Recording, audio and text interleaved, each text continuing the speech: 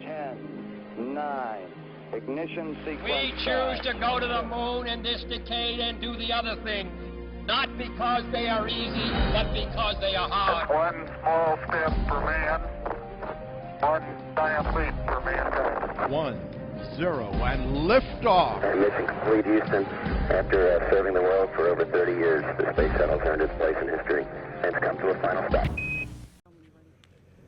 Good evening, and I want to take an opportunity to congratulate SpaceX for its successful launch, and with my partner, Gwen Shotwell, the CEO, getting ready to promote you, the president of SpaceX here. And I also want to salute the NASA team that worked alongside them to make tonight possible. I've been emphasizing to all of you, this was a critical event for NASA and the nation tonight. It was what I call a historical event in the annals of spaceflight. Just over a year after the retirement of the space shuttle, we have returned space station cargo resupply missions to U.S. soil and are bringing jobs associated with this right back here to America. Let me repeat. We're once again launching spacecraft from American soil with the supplies our astronauts need in space. The SpaceX launch tonight marks the official start of commercial resupply missions by American companies operating out of U.S. spaceports like the one right here in Florida. Recently, another private company, Orbital Sciences, began pre-launch operations at the nation's newest spaceport, the Mid-Atlantic Spaceport in Wallops Island, Virginia, rolling out its Antares rocket in preparation for cargo resupply demonstration flights. We're also making extraordinary progress to ensure American companies are launching our astronauts from U.S. soil in sourcing this work and ending our dependence on foreign governments to get into space. We're handing off to the private sector our transportation to the International Space Station so that NASA can focus on what we do best, exploring even deeper into our solar system with missions to an asteroid and Mars on the horizon. Under President Obama's leadership, NASA and the nation are embarking on an ambitious program of space exploration that will build on new technologies as well as proven capabilities as we expand our reach into the solar system. While reaching for new heights in space, we're creating new jobs right here on Earth. We're making steady progress in building the next generation deep space crew capsule and heavy lift rocket that will support human exploration missions to new destinations. We're enhancing use of the International Space Station to improve life on Earth and help make the next great leaps in scientific discovery and exploration. We're enhancing use of the International Space Station to improve life on Earth and help make the next great leaps in scientific discovery and exploration. As I've noted, we're partnering with American companies to create new transportation capabilities to reach low Earth orbit, stimulate the economy, and decrease our reliance on foreign launch providers. Our space technology program is developing technologies we need for tomorrow's missions. We're building and operating a balanced portfolio of groundbreaking science missions that will reach farther into the solar system, reveal unknown aspects of our universe, and provide critical data about our home planet. The Curiosity rover is making discoveries on the surface of Mars on an almost daily basis and is preparing the way for future human missions to the Red Planet. We're making steady progress on the James Webb Space Telescope, leading to its planned launch in 2018, when it again will revolutionize our understanding of our universe. And we're operating spacecraft that are speeding to Jupiter and Pluto and other destinations throughout the solar system. All the while, we're inspiring the next generation of scientists, technologists, engineers, and astronauts to keep the United States the world leader in space technology. But tonight, I really do want to take this opportunity to congratulate our teammates at SpaceX. Gwen, great job tonight. And I want to introduce to you Gwen Shotwell, the SpaceX president. Thank you, Charlie. Obviously, I want to take this opportunity to thank NASA and applaud the partnership that we've forged with them. It's a great evening. Dragon was inserted into a picture-perfect orbit. Its solar arrays deployed, and it's driving its way to station. So that's just awesome. So thanks very much, Charlie. I think we're going to take a few questions. Mr. Administrator, You talked about the benefit of this to NASA, the history and the critical moment that this is. If you can kind of frame out a little bit and talk about the international context, how does this launch like this allow NASA to refocus itself on having a leadership role in a kind of hyper-competitive space atmosphere with China and India catching up to the U.S.? Well, I think all of you have always heard me say I have a hard time understanding what people say when they talk about regaining a leadership role or whatever. We never lost it. What this does is it strengthens our position of leadership because, as I said, what we have done with the President's leadership, to be quite honest, is we have put our faith in American industry. This was not something tonight that NASA prepared, built, bought, did anything. SpaceX, as a private company and our partner, produced what you saw tonight. That's American industry at its best. And if you look at I call them kids, and they're not kids. If you look at the employees at SpaceX, they're energetic in what they do. They believe in what they do, and our international partners are watching us and watching this because they too have to find innovative ways to do better the things that we've been doing in the past. And they're all very interested in seeing how SpaceX performs. So I think we produce some believers tonight across the Atlantic and Pacific. Thank you. Administrator Bolden, I'm Tarek Malik with Space.com. Charlie, I just wanted to ask, with the successful operational flight for Dragon, or launch, pardon me, for Dragon now, and it's heading to the station, what you see that as being either a harbinger or a kind of the gate opener for commercial crew access, not just for NASA astronauts, but maybe other Americans who want to fly in space. What you see this in terms of a watershed moment for a U.S. space flight. In the space business, we don't get a lot of X's, or N's is the term, okay, which means experiences. Every time we fly successfully is another N on the checklist. Gwen needs N's, I need N's. This was an incredible N on the way to commercial crew capability. For a number of reasons, because as all of you know, SpaceX is one of the 3 companies that we selected to partner with us in the development of a commercial crew capability. Every time they have a successful mission, then that gives the non-believers one more opportunity to get on board and root for us and help us make this thing happen that we know can happen. This was a big night. And we'll take maybe one more question, because I've got to get Gwen. She has to go to a real press conference, and I get to skip out. Well, hey, it's Bill Harwood, CBS News, and actually, hey, Charlie, I got one quick one for Gwen, and like you say, I know there's a news conference coming up, but everybody's got a deadline. As you can see, all the social media around here, that's the way it works these days.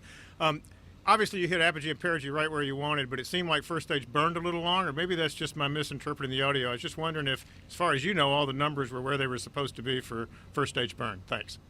I know Dragon was inserted exactly where it needed to go. Right after that, basically, I jumped in a car and came here. I'm going to try to pull up some data before I get into the 10 o'clock. Thank you all very much.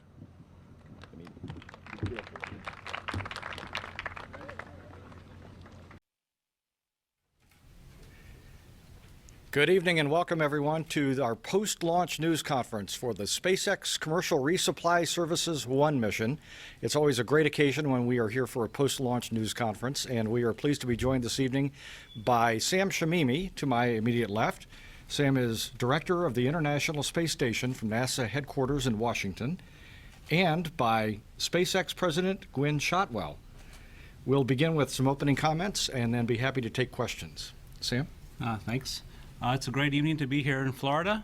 I would like to congratulate SpaceX on a beautiful launch and a successful deployment of the Dragon spacecraft into orbit.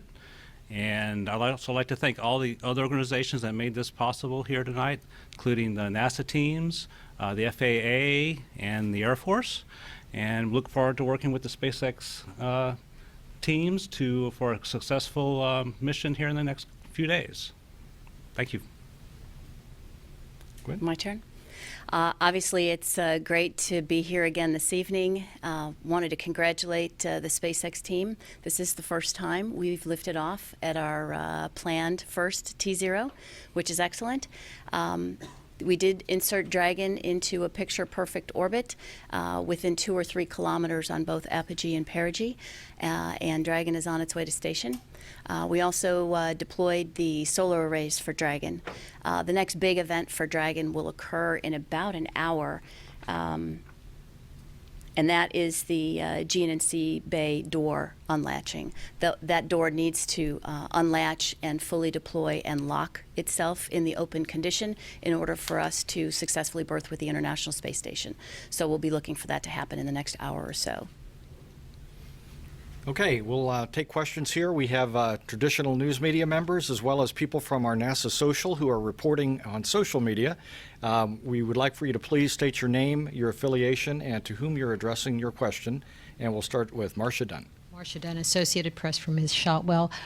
Talk about the stress level at liftoff today. How does it compare to the one in May? And does the victory seem as sweet as it did some months back? And have you had any conversation yet with Elon Musk? Elon and I have emailed back and forth a couple times. I've not talked to him. As soon as I heard that the solar arrays deployed, I had to jump in my car from LCC and get here. So it would be illegal for me to be emailing and talking on my cell phone. So, you know, actually I was quite calm tonight, a little bit surprised, but everything was going so well. With the operations leading up to the final countdown. Definitely got the heart moving a bit at T-minus 10 seconds. But overall, this one was a little bit easier from my perspective. I'm not sure that everybody at Space, the 2,000 men and women at SpaceX feel the same, but I'll find out when I fly home tomorrow. In that little bit of exchange, what did Elon have to say about this? Well, I congratulated him. He congratulated me. It was kind of email hugs, I guess you could say. Bill? Bill Harwood, CBS. Well, I was just wondering if you did get a chance to call anybody. We were looking at some video, and it looks like at about 1:20 or so, there's a pretty good flash in the plume and some apparent debris coming out. And obviously you got where you were going, so it probably doesn't matter, but just curious. Well, I do know we had an anomaly on Engine 1. I have no data about it. I was trying to get the prop guys before I came in here tonight, but there wasn't enough time to connect with anybody. So I'll report on that tomorrow. We'll have a release on that tomorrow. But the Falcon 9 was designed to lose engines and still make missions, so it did what it was supposed to do. And that would explain why you burn longer than I guess we were expecting. That's correct. If you do have issues with an engine, you would end up burning longer to get where you need to go. Okay, thanks.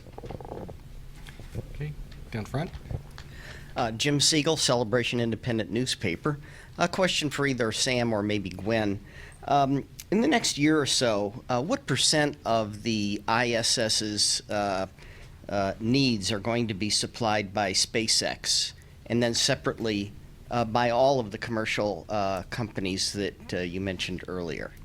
I don't have a specific percentage-wise, but a large percentage of the needs for the utilization of the space station and the crew and vehicle needs will be fulfilled by SpaceX and eventually Orbital as well. Tariq Malik.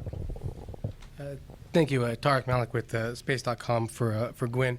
Gwen, you mentioned, I guess maybe the sense of more ease for this flight than back in May. But I'm curious if there's like a rubber stamp for operationality now for the whole launch system. Now that as you mentioned, you hit your first T0 on the dot this time, which I know my staff and I were talking about that as well. And I'm just wondering if that's the case. I mean, is there a point where you say we are completely operational? Is there always room for improvement? And I have a follow-up. Thanks.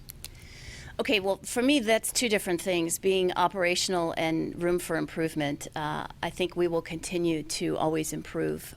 We will learn from our flights and continue to improve the vehicle, given that we are looking towards flying crew on these vehicles. We want to make sure that we address any and all items that we find and learn about with the vehicle to make it even more reliable. I forget the first part of your question. Sorry, Tariq. Just about just declaring. Are we operational? Air Force actually has a rule that after 3 successful flights of a particular vehicle, you've demonstrated your design reliability, and after 7 to 9 additional more flights, or excuse me, after 7 or 9 flights, you basically have demonstrated your production, your QA systems, et cetera.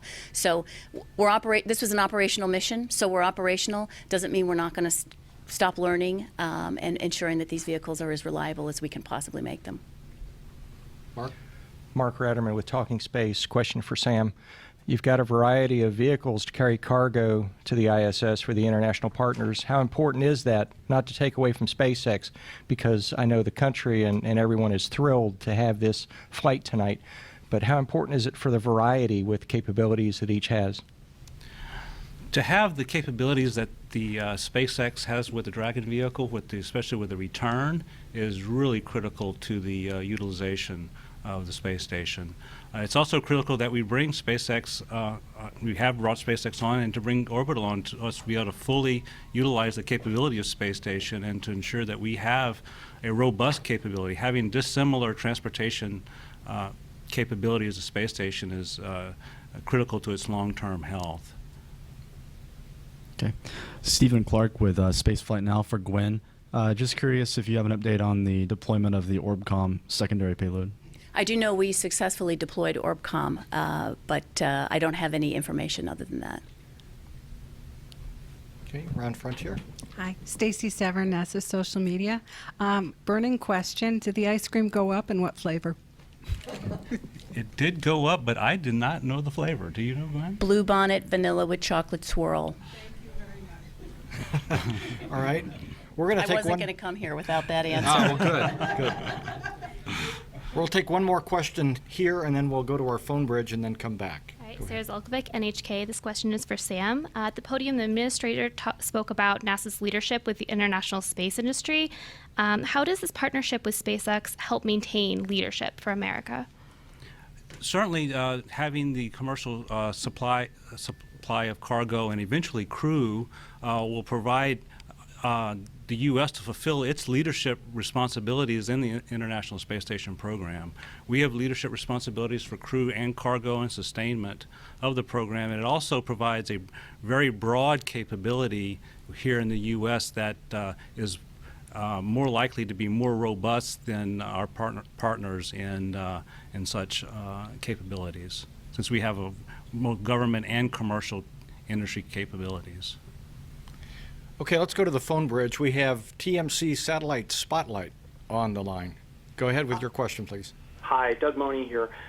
This is to Gwen. Can you talk a little bit about your manifest, both for the rest of this year and in 2013, what you have on the agenda, number one?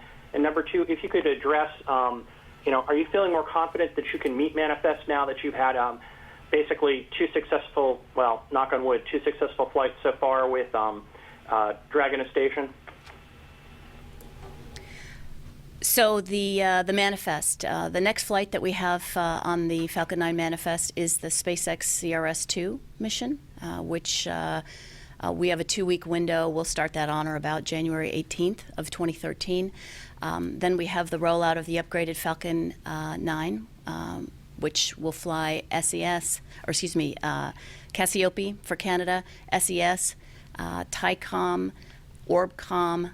We have CRS-3 and CRS-4 to execute next year, and we'd like to lift off the Heavy next year from Vandenberg Air Force Base as well. So am I more comfortable launching? No question. Every successful flight we have makes everybody feel a little bit better. Doesn't mean that we still don't have a really hard job to do. Yeah, so we still have a lot of work to do. Getting to station is still hard. Did you have a follow-up question? No, thank you. Okay, thank you. Back with Jim. Jim Siegel again from the Celebration Independent newspaper.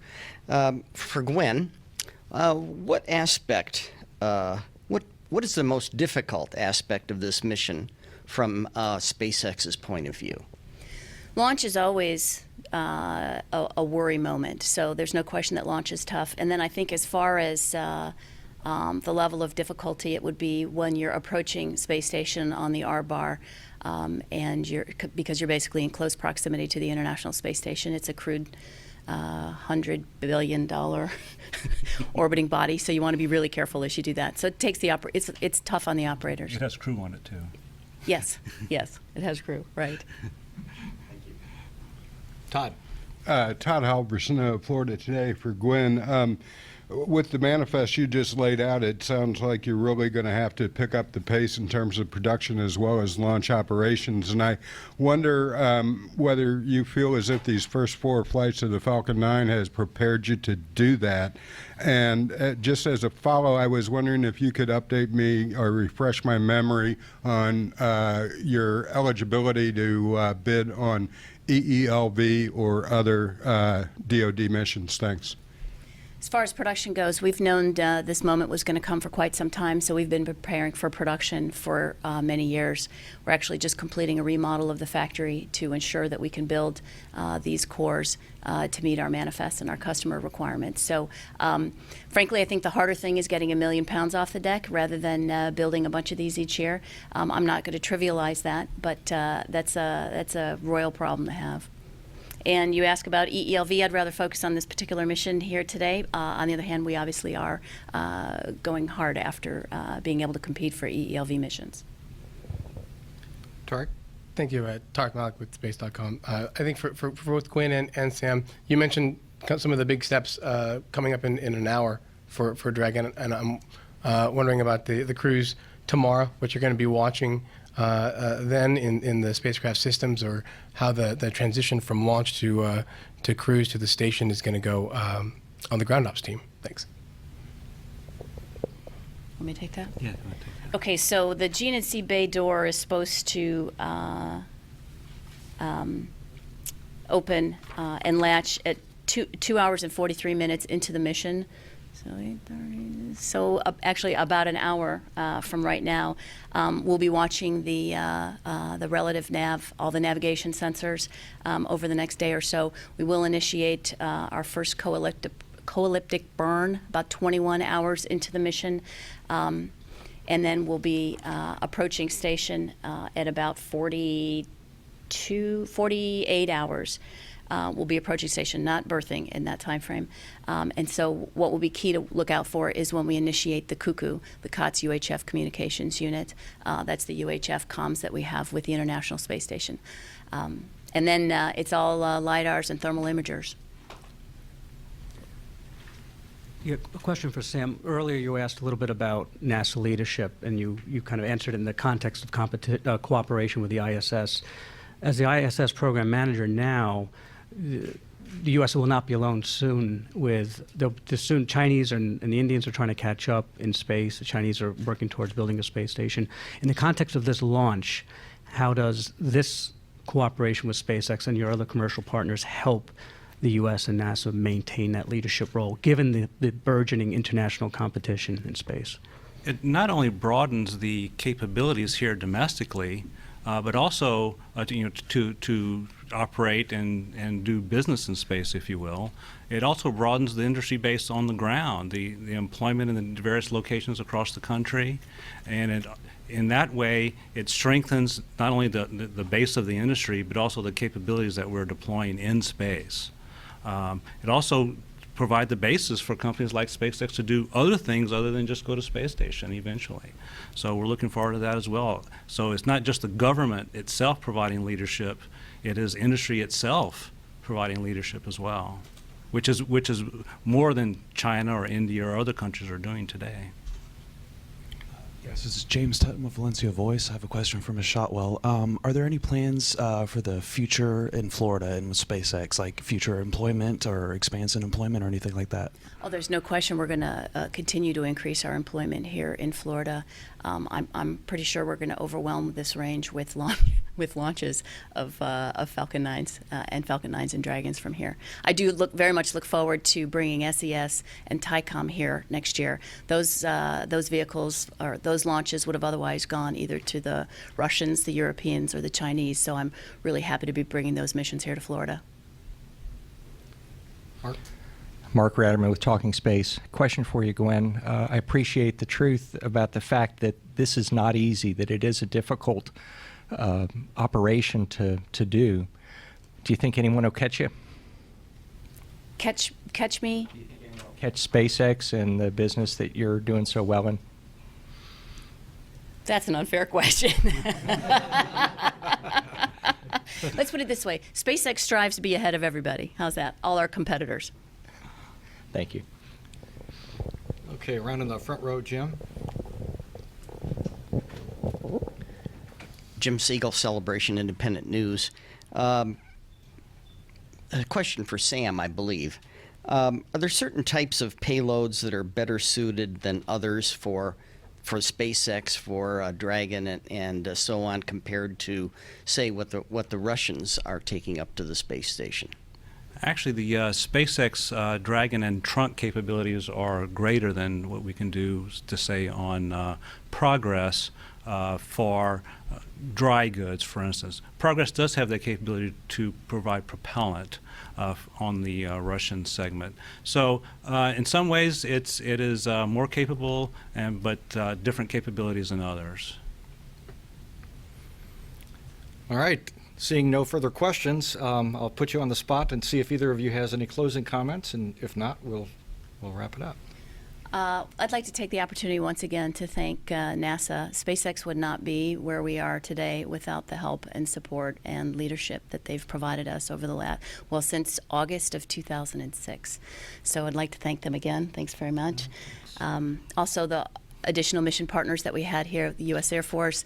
Mike did clear the weather for us, which was fabulous. The FAA, and actually I'm going to give some kudos to FCC as well. And I'd like to just congratulate SpaceX on going from where we were in 2006, which is quite a while ago now, it seems, to where we are today. I think the relationship has matured very nicely over the years, and today's launch and successful mission here will be proof of that. So, thank you. All right, thank you. When we close, we're going to replay the launch, the great launch of the SpaceX Falcon 9 and Dragon on NASA television. And in the coming days, on Wednesday, October 10th, we'll begin coverage of Grapple at 3 a.m. Central Time, 4 a.m. Eastern Time. The actual Grapple should occur at 6:22 Central, 7:22 a.m. Eastern. And then we'll also carry coverage of berthing that will begin at 9:15 Eastern, 8:15 Central. And the actual berth will take place at 8:40 Central, 9:40 Eastern. Once again, thank you for coming. You can keep track of the mission at our website, which is www.nasa.gov/station. Have a good evening.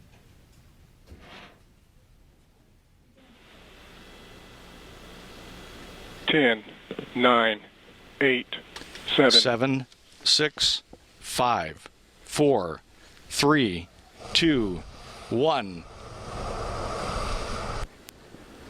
And liftoff. Liftoff of the SpaceX Falcon 9 rocket, launching Dragon to the International Space Station and returning cargo resupply missions to U.S. soil.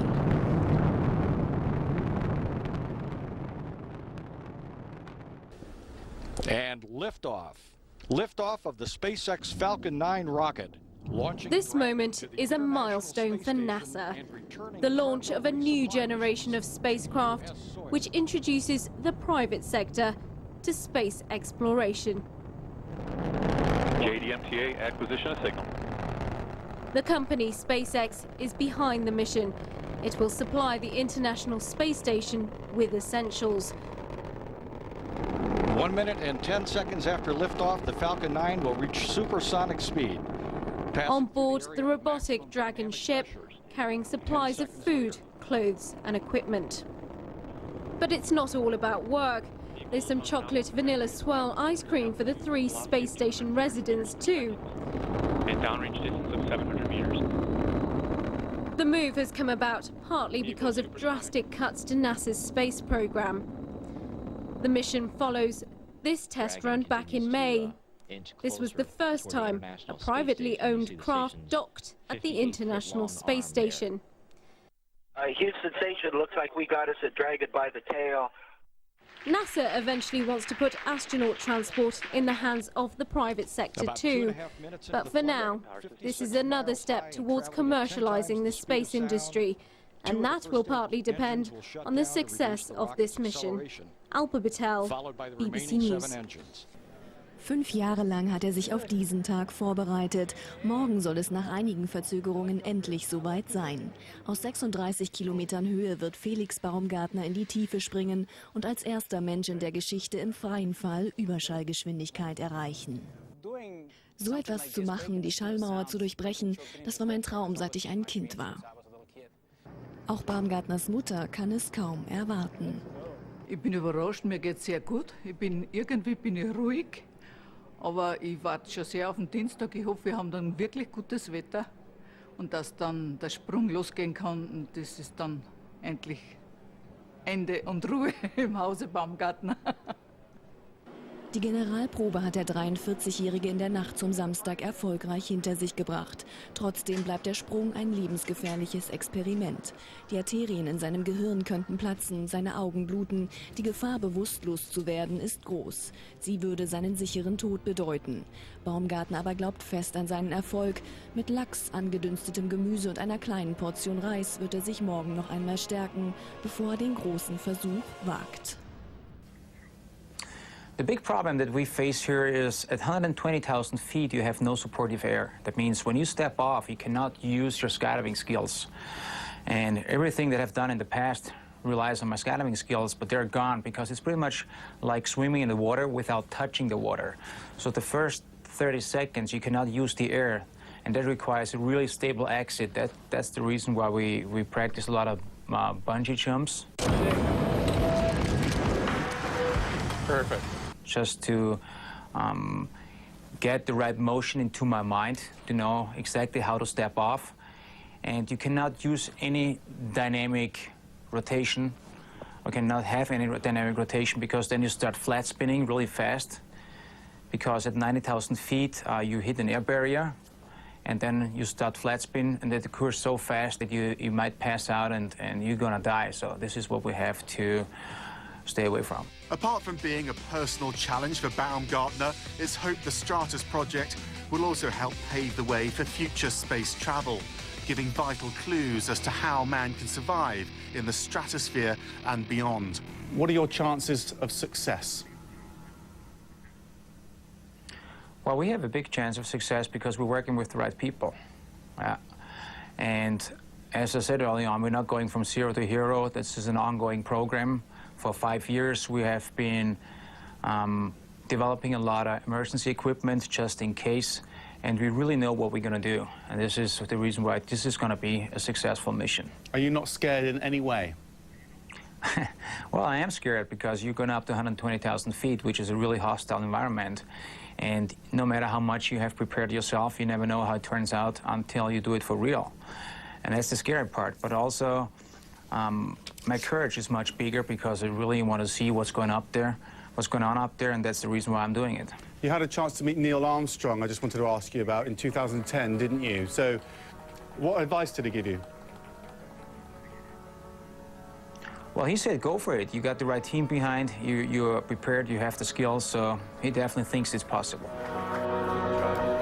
Max Foster reporting there. Well, for more on the mission, including what sort of weather Baumgartner can expect, let's bring in Mari Ramos at the CNN World Weather Center. Mari. Hey, yeah, Monita, what a fascinating story. You know, it really is quite a feat when you think about what they're trying to do with this mission to the edge of space. Now, let's go ahead and talk a little bit about this. When it comes to weather, you really got to have almost near perfect conditions for all of this to happen because, like you said, as you start getting into the layers of air, there's a lot of things that could happen there as well. So the balloon is only about 0.2 millimeters thick. That would be 10 times thinner than a plastic bag. So try to imagine that. So that is why conditions have to be just right. You have to have mostly clear skies, calm wind, and no precip, no rain of any kind. So in other words, there can't be any clouds either in that entire column of air that they're going to be moving through.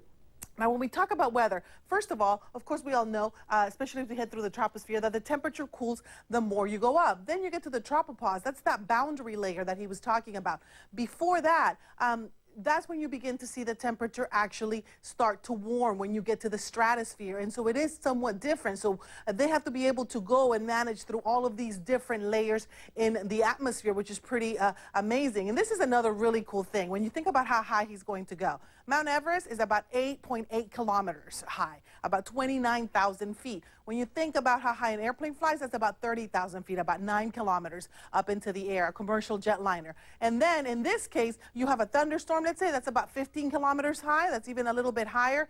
And then you have where this is going to take place at about 37 kilometers. So that gives you an idea of how high we're going to go in this, and this is pretty significant. Weather balloons go a little bit higher than that, up to 130,000 feet. So there you have it. As far as the temperature right now in Roswell, it's 4 degrees, generally clear skies. Winds are a little bit higher out of the south at about 11 kilometers per hour, but no problems with visibility. For the launch, I think that wind will begin to come down just enough. Light winds, variable, maybe up to about 5 kilometers per hour, which should be okay. Back to you. Yeah, pretty good conditions in there to jump out of a craft of some sort, eh, Mari? Thank you very much indeed. Der Österreicher wird aus gut 36.000 Metern Höhe auf die Erde springen und als erster Mensch der Welt ohne Fremdantrieb die Schallmauer durchbrechen. Wie geht das Ganze vonstatten? Ein Heliumballon soll die Kapsel mit Baumgartner an Bord zunächst in die Höhe ziehen. Um so ein bisschen die Dimension zu erfassen, gebe ich Ihnen mal ein paar Beispiele. Der Mount Everest, der höchste Berg der Erde, ist ja bekanntermaßen 8.846 Meter hoch. Eine Boeing 737 kann bis auf 12.500 Metern Höhe aufsteigen. Und die Stratosphäre, also die nächste Schicht unserer Atmosphäre, die beginnt in etwa 15.000 Metern Höhe. Baumgartner wird aber noch einmal mehr als doppelt so hoch fliegen. Er springt nämlich aus 36.300 Metern. Diese Höhe ist notwendig, damit er im Fall die Geschwindigkeit von über 1.100 Kilometern in der Stunde erreicht und damit die Schallmauer durchbricht. Über das waghalsige Abenteuer berichtet meine Kollegin Christina Endruschat. Schon zweimal hat Felix Baumgartner Testsprünge aus der Stratosphäre gewagt, immer erfolgreich. Doch erst beim finalen Weltrekordsprung aus 36 Kilometern Höhe wird der Extremsportler mit über 1000 Stundenkilometern Überschallgeschwindigkeit erreichen. Eine todesmutige Mission.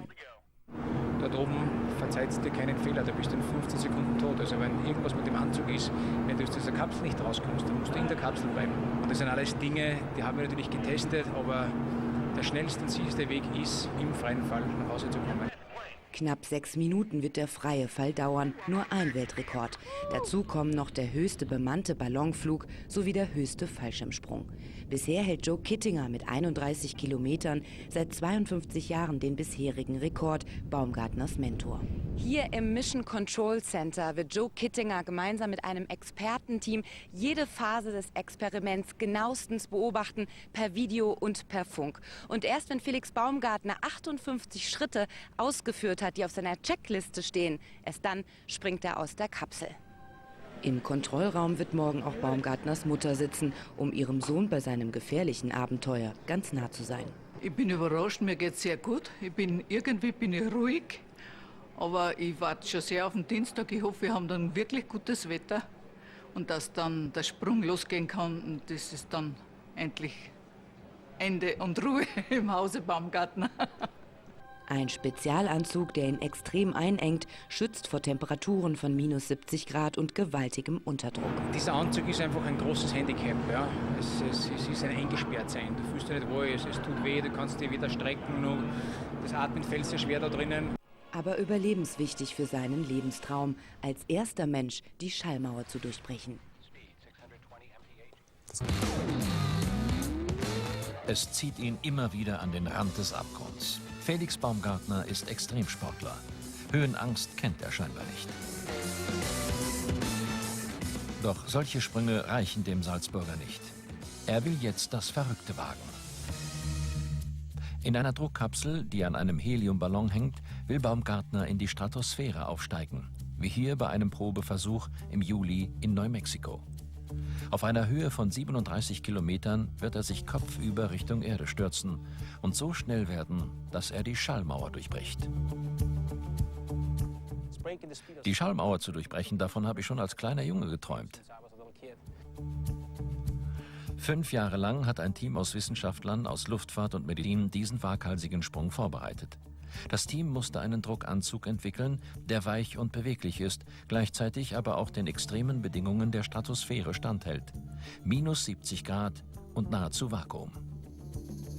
Unterstützt wurde Baumgartner dabei von dem bisherigen Rekordhalter, dem heute 83-jährigen Joe Kittinger. Am 16. August 1960 bereitete sich der Air Force-Pilot Joe Kittinger in der Wüste von Neumexiko auf seinen Rekordversuch vor. 2 Stunden lang atmete der damals 32-Jährige reinen Sauerstoff. Das wird auch Baumgartner machen. Der Grund? Möglichst viel Stickstoff aus seinem Blut zu verdrängen. Eine Vorsichtsmaßnahme für den Fall, dass sein Druckanzug versagt. Der Stickstoff würde dann nämlich lebensgefährliche Gasblasen in seinem Blut bilden. Ohne Anzug würde er, wie hier die Hand in diesem Testversuch, aufgehen wie ein Ballon. Kittinger startete pünktlich. Sein Ziel 30 Kilometer über der Erde. Sein Aufstieg in die Stratosphäre dauerte gut 1,5 Stunden. Dann war es soweit. 4,5 Minuten freier Fall bis zur Wolkendecke.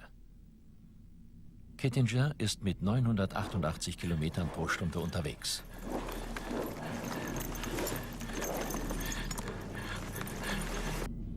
...14 Minuten nach seinem Absprung an der Grenze zum Weltraum ist Joe Kittinger wieder auf der Erde. Wohlbehalten. Morgen will Felix Baumgartner vor allem Kittingers Rekord aus den 60er Jahren brechen. Er wird wie hier in der Animation 6 Kilometer höher als Kittinger aufsteigen, auf 37 Kilometer. Hier ist die Luft noch dünner. Sein Plan? 1100 Kilometer pro Stunde schnell werden und die Schallmauer im freien Fall durchbrechen. Das hat noch niemand gemacht. Keiner weiß, was mit Baumgartner passieren wird. Raumfahrtmediziner Martin Trammer vom Deutschen Zentrum für Luft- und Raumfahrt hält das für äußerst waghalsig. Eine Gefahr ist, dass er ins Trudeln gerät. Das heißt, dass er im Grunde flach liegend um sich selber mit hoher Geschwindigkeit rotiert. Und zwar dadurch könnte das Blut sowohl in die Beine wie auch in den Kopf gepresst werden. Die Folge? Schwere Behinderungen, im schlimmsten Fall der Tod. Doch Baumgartner will es trotzdem riskieren. Wenn alles wie geplant klappt, wird er nach etwa 35 Sekunden die Schallmauer durchbrechen. Insgesamt fliegt er 5,5 Minuten im freien Fall. 1500 Meter über der Erde will er den Fallschirm ziehen und sicher landen. Ob dieser Sprung wirklich der Wissenschaft dient? Die Wissenschaft könnte wahrscheinlich darauf verzichten, aber die Menschheit scheint immer wieder den Drang nach neuen Rekorden zu haben. Der Probesprung aus 29 Kilometern Höhe hat zumindest schon mal geklappt. Felix Baumgartner kam gesund unten an. Hoffentlich werden die beiden auch morgen gemeinsam jubeln können. Bisher sind Forscher davon ausgegangen, dass es im Zentrum unserer Milchstraße nur ein gigantisches schwarzes Loch gibt. Jetzt scheinen sie ein zweites entdeckt zu haben. Das neue zweite Loch liegt nahe dem Sternbild Schütze. Man geht davon aus, dass das Objekt etwa 20.000 bis 30.000 Lichtjahre vom Milchstraßenzentrum entfernt liegt.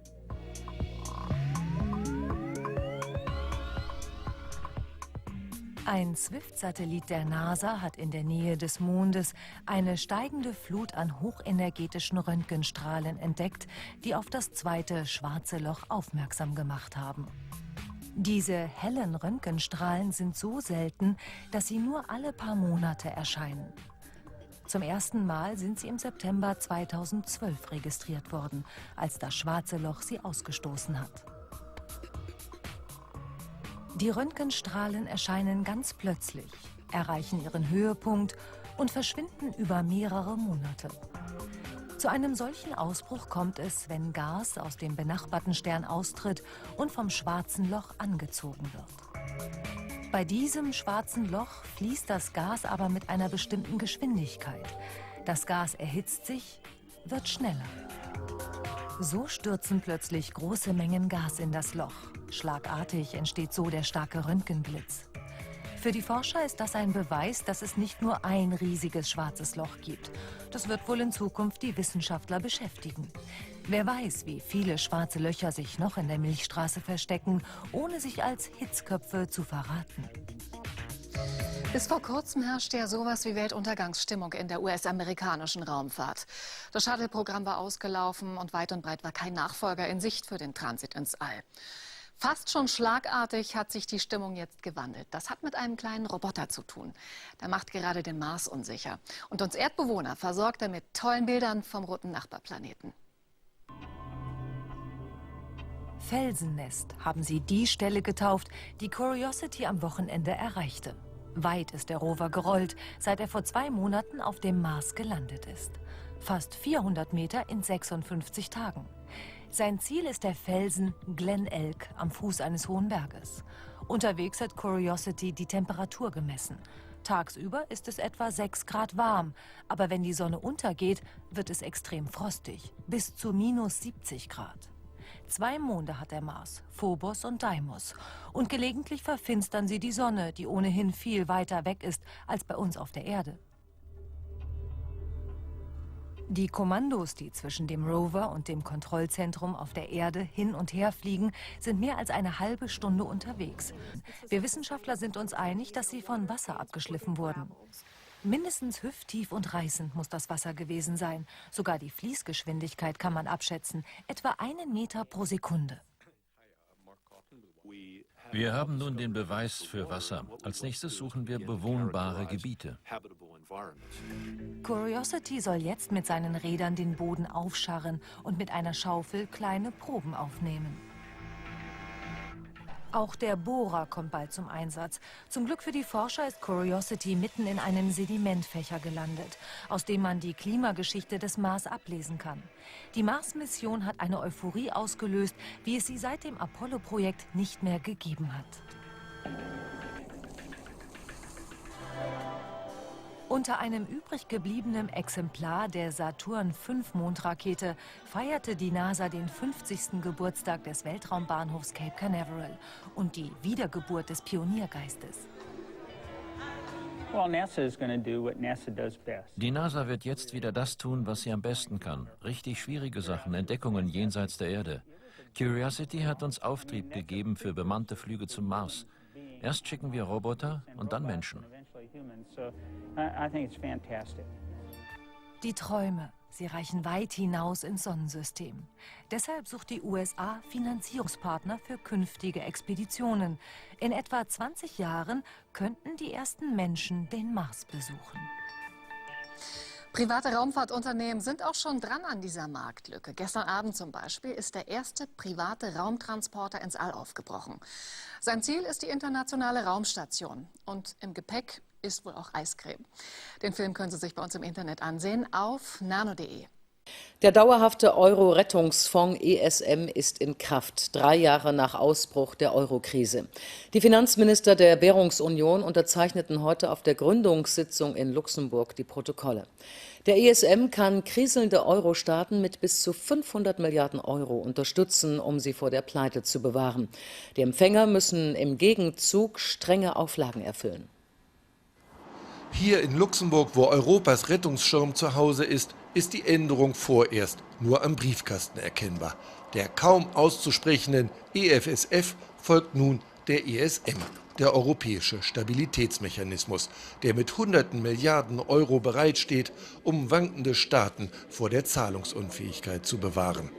Für die Finanzminister der Euro-Länder ist der ESM ein wesentlicher Baustein im Gesamtwerk zur Rettung des Euro, dessen Wichtigkeit nicht zuletzt dadurch unterstrichen wird, dass Klaus Regling, der deutsche Chef des ESM, deutlich mehr verdienen wird als die Bundeskanzlerin. Allerdings verwaltet er auch viel Geld von Anfang an. Seit heute ist der ESM voll arbeitsfähig mit einer Ausleihkapazität von 200 Milliarden Euro, die in den kommenden 18 Monaten auf 500 Milliarden steigen wird. Zu diesem Zweck zahlen die Euro-Länder 80 Milliarden Euro in den ESM ein. Darüber hinaus stellen sie Garantien für 620 Milliarden bereit. Aufgeteilt werden die Zahlungen entsprechend dem Kapitalanteil an der Zentralbank. Für Deutschland heißt das 22 Milliarden Bareinzahlung sowie 168 Milliarden Garantien. Mit all dem Geld kann der ESM Staatsanleihen kaufen, mit direkten Kapitalspritzen angeschlagene Banken stützen und auch vorbeugende Kredite an Staaten vergeben. Für den deutschen Finanzminister ist das nicht nur praktisch wichtig, sondern auch zur Wiederherstellung von Vertrauen. Was wir verabredet haben, setzen wir Schritt für Schritt um. Und so tritt jetzt der dauerhafte Stabilisierungsmechanismus in Kraft, so wie wir das immer gesagt haben. Und das zeigt, wir sind berechenbar, wir sind verlässlich und irgendwann werden es die Finanzmärkte auch begreifen. Dieser Eindruck wird freilich getrübt durch einen heftigen Streit, der hinter den Kulissen tobt. Spaniens Wirtschaftsminister de Guindos will eigentlich, dass seine angeschlagenen Banken die nötigen Kapitalhilfen schon im nächsten Jahr direkt vom ESM bekommen. Aber Deutschland, Finnland und die Niederlande pochen darauf, dass vorher, wie verabredet, eine wirksame Bankenaufsicht installiert ist. Die aber erfordere schon aus praktischen Gründen so viele Vorarbeiten, dass deren Abschluss frühestens in einem Jahr zu erwarten sei. Zum Start des dauerhaften Euro-Rettungsschirms ESM jetzt live aus Luxemburg, Rolf-Dieter Krause. Den ESM, diesen dauerhaften Rettungsschirm, hätte es nach dem Willen von Bundeskanzlerin Merkel eigentlich gar nicht geben dürfen. Erst als sie einsehen musste, dass zeitlich befristete Rettungsmaßnahmen kein Vertrauen schaffen, lenkte sie ein. Das kam spät. Seit 3 Jahren lernt Europas Politik Krisenbewältigung und sie hat damit immer noch zu tun. Der aktuelle Streit um die Direkthilfen an die Banken ist dafür ein Beleg. Den Südländern geht es immer wieder ums Geld. Der Norden pocht auf die dafür vereinbarten Bedingungen. Das gilt auch für Griechenland. Dort vertraut man darauf, dass Europas Geld sowieso kommt, früher oder später. Die Vereinbarungen über die nötigen Reformen hingegen kommen äußerst zäh zustande. Der Bericht der sogenannten Troika sollte eigentlich längst vorliegen. Jetzt wird er für November erwartet. Weiter mit Susanne Daubner. Im Zeichen der Euro-Schuldenkrise steht auch der Besuch von Bundeskanzlerin Merkel morgen in Athen. Merkel drängte heute die griechische Regierung, die geplanten Reformen umzusetzen. Sie erwartet nach eigenen Worten konstruktive, freundschaftliche Gespräche. Die Kanzlerin wird mit Staatspräsident Papoulias und Ministerpräsident Samaras zusammenkommen. Begleitet wird die Visite von massiven Protestaufrufen. Mehrere tausend Polizisten werden im Einsatz sein. Ein Vorgeschmack auf die Großdemonstrationen, die für morgen angekündigt sind. In Athen protestieren Rentner gegen die Sparauflagen, verbrennen eine EU-Flagge. Währenddessen spielt die Kanzlerin die besondere Bedeutung ihrer morgigen Reise herunter. Sie komme nicht mit neuen Forderungen, sondern mit Fragen. Wie ist der Stand der Reformen in Griechenland? Wie wollen wir unsere Wirtschafts- und Währungsunion weiterentwickeln? Also die Themen, die wir auch untereinander besprechen, wenn ich nach Spanien, Frankreich, Polen und sonst wohin fahre. Und insofern werden das sehr konstruktive, freundschaftliche Gespräche sein. Öl ins Feuer gießt der bayerische Finanzminister. Er hält ein Verbleiben Griechenlands in der Eurozone für nicht ausgemacht. Es darf nicht von vornherein so sein, dass es keine Alternative geben kann, sondern es braucht immer eine Alternative und die kann im Endeffekt vielleicht ein geordneter Ausstieg sein.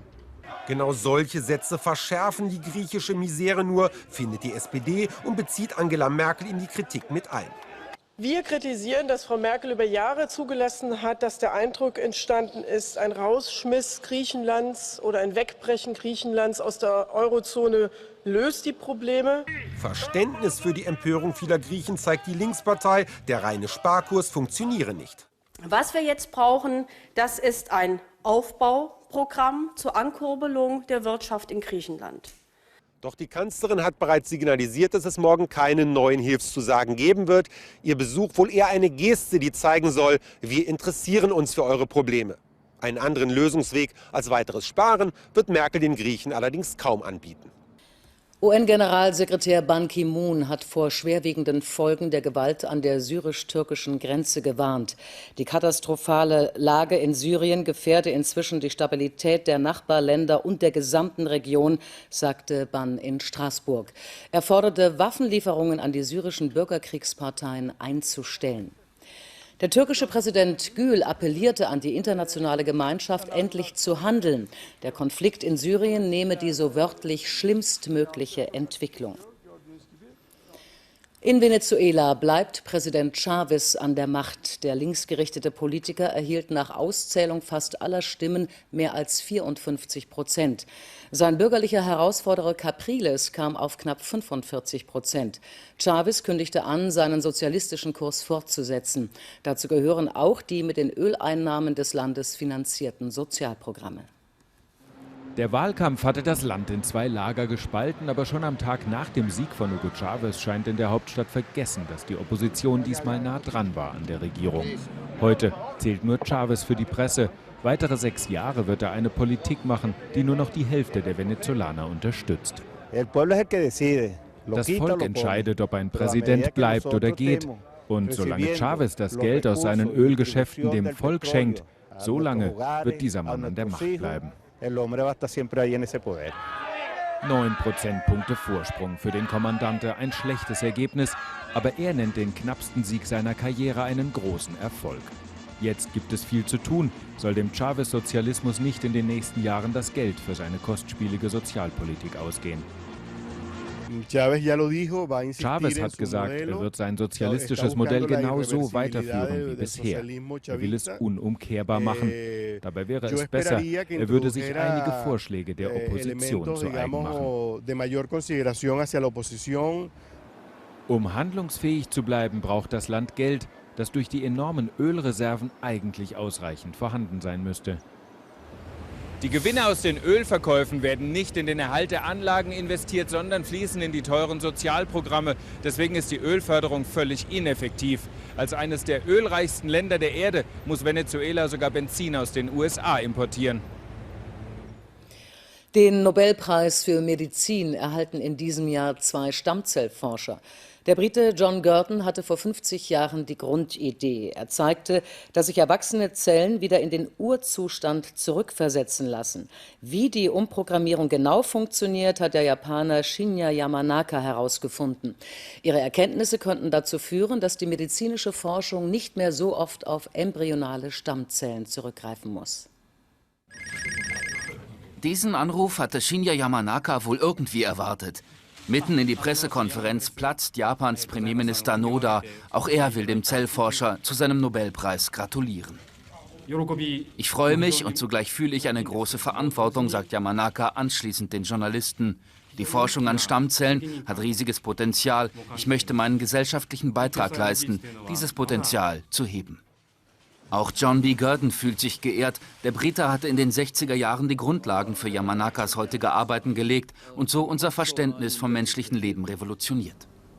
Das Leben entwickelt sich aus einer einzigen Zelle. Aus ihr bilden sich im Embryo die unterschiedlichsten Gewebe, Blutzellen, Nerven, Muskeln. Ein Zurück in den Ursprungszustand gibt es für diese Zellen nicht mehr, so dachte man bisher. Gurdon und Yamanaka machen eine bahnbrechende Entdeckung.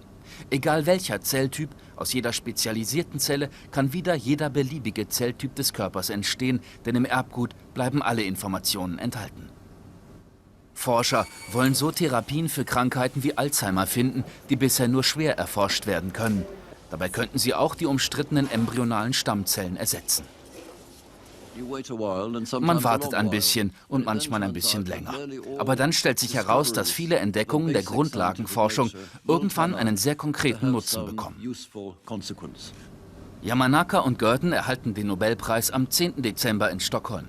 Die weltweit wichtigste Auszeichnung für Mediziner ist in diesem Jahr mit 930.000 € dotiert. Unsere Tagesthemen. Instrument gegen die Krise. Der ESM nimmt seine Arbeit auf. Nobelpreis für Stammzellenforschung, die Pioniere des Klonens. Und Auftritt an der Basis Merkel bei der Regionalkonferenz. Nun steht er also, ausgebreitet mit seiner ganzen Spannweite von stolzen 500 Milliarden €. Der ESM, der Europäische Stabilitätsmechanismus, besser bekannt als der dauerhafte Euro-Rettungsschirm. Wie wirkungsvoll er die Hagelschläge der Euro-Finanzkrise abwehren kann, das ist noch völlig offen. Aber bei der offiziellen Einrichtung des ESM heute in Luxemburg, da waren die Euro-Finanzminister schon ein wenig stolz. Kein hastig zusammengezimmertes Provisorium, kein Nothilfepflaster, sondern eine eigene, überstaatliche Institution, wie etwa der Internationale Währungsfonds. Ein vollgepackter Tag also auch für Wolfgang Schäuble, der zwischen 2 Sitzungsrunden dennoch die Zeit fand, mit uns über die Lehren und die weiteren Schritte aus der Krise zu sprechen. Zuvor aber fasst Christian Feld zusammen, was der ESM auch für Deutschland jetzt bedeutet. Würden Sie diesem Mann Ihr Geld anvertrauen? Warum nicht, mag man denken, denn Klaus Regling wirkt nicht gerade wie ein wild gewordener Zocker.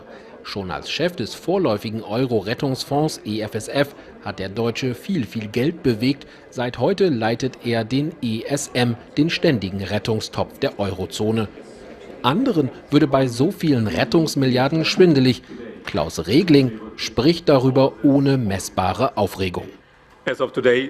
Seit heute ist der ESM voll arbeitsfähig mit einer Ausleihkapazität von 200 Milliarden Euro, die in den kommenden 18 Monaten auf 500 Milliarden steigen wird. Das ist Reglings alter und neuer Arbeitsplatz. Hier in Luxemburg ist der ESM zu Hause. Einen Briefkasten gibt es schon, da steht auch der volle Name: Europäischer Stabilitätsmechanismus, und der soll so arbeiten. Die 17 Mitgliedstaaten der Eurozone haben den ESM gegründet. Sie zahlen nach und nach insgesamt 80 Milliarden Euro in den ESM ein. 620 Milliarden stellen sie als Garantien bereit. Wer wie viel zahlt, richtet sich nach dem Kapitalanteil des jeweiligen Landes an der Europäischen Zentralbank. Beispiel Deutschland: als größter Geldgeber werden rund 22 Milliarden eingezahlt, gut 168 Milliarden Euro bereitgehalten.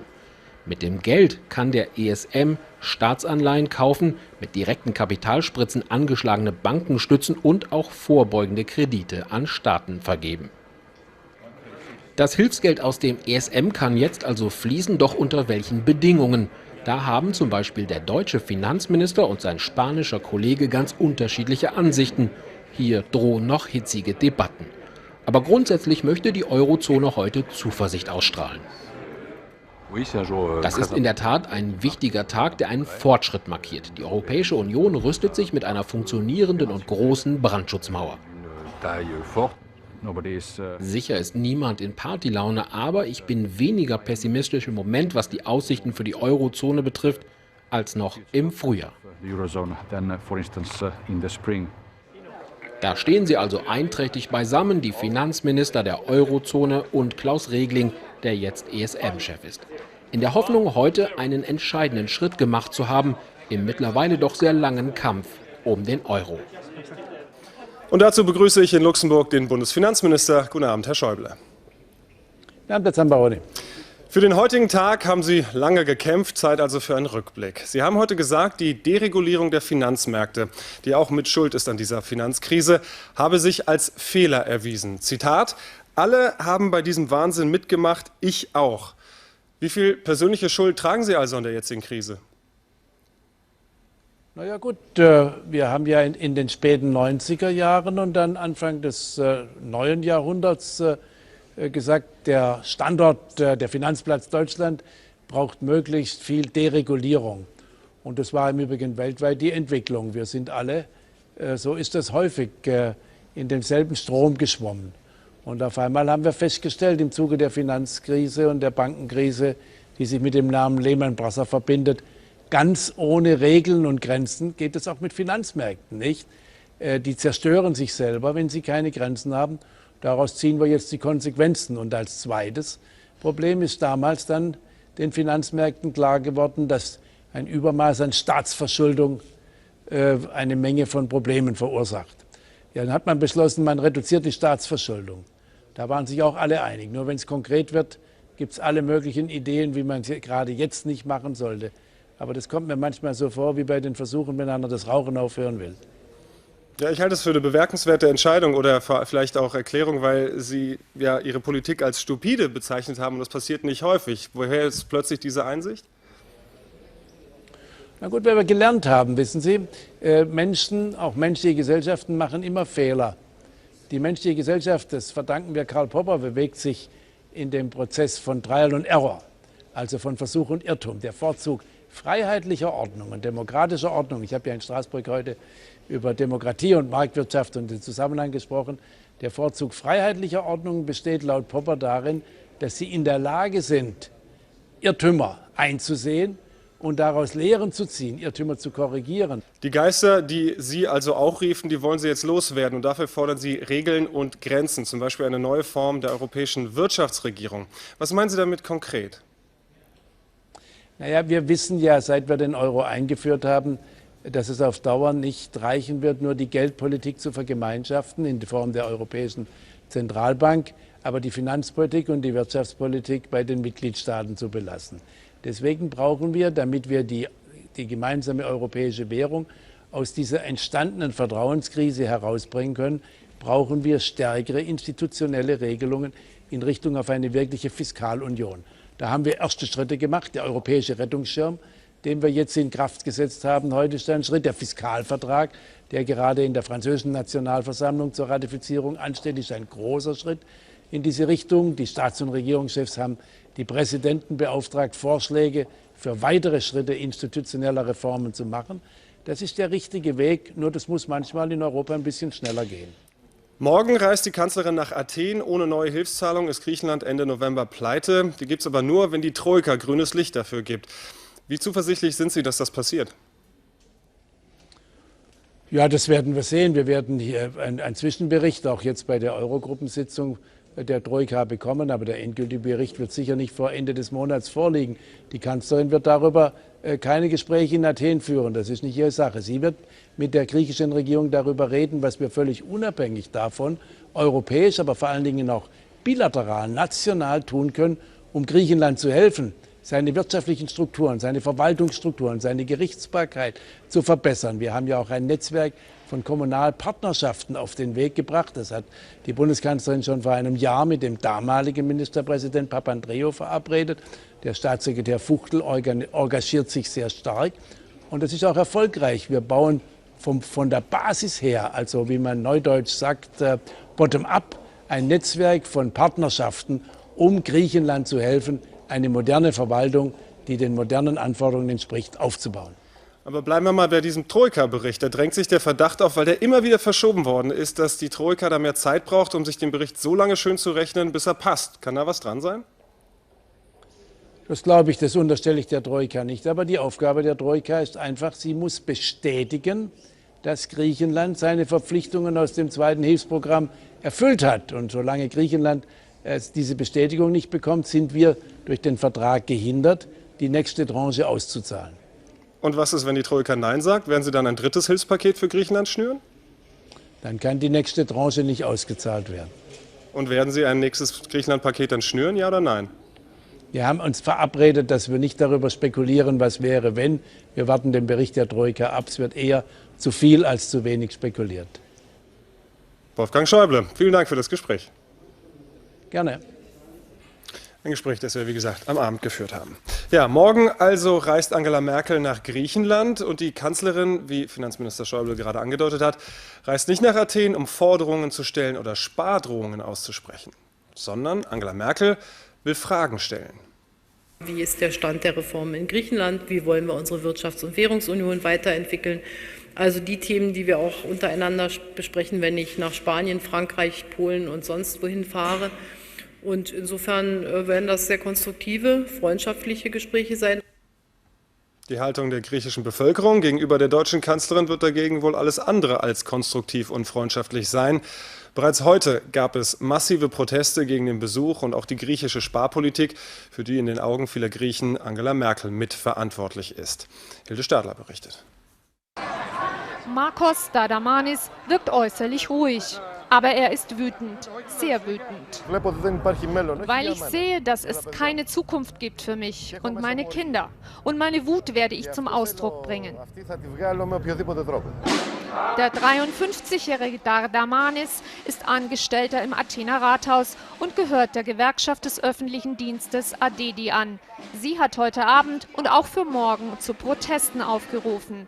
Nein zu den Entlassungen, nein zu den neuen Gehältern, nein zu unbezahlter Arbeit steht auf ihren Transparenten. Denn 150.000 Beschäftigte im öffentlichen Dienst sollen bis 2014 entlassen werden. Das ist Teil der Sparvereinbarungen zwischen der griechischen Regierung und den internationalen Geldgebern.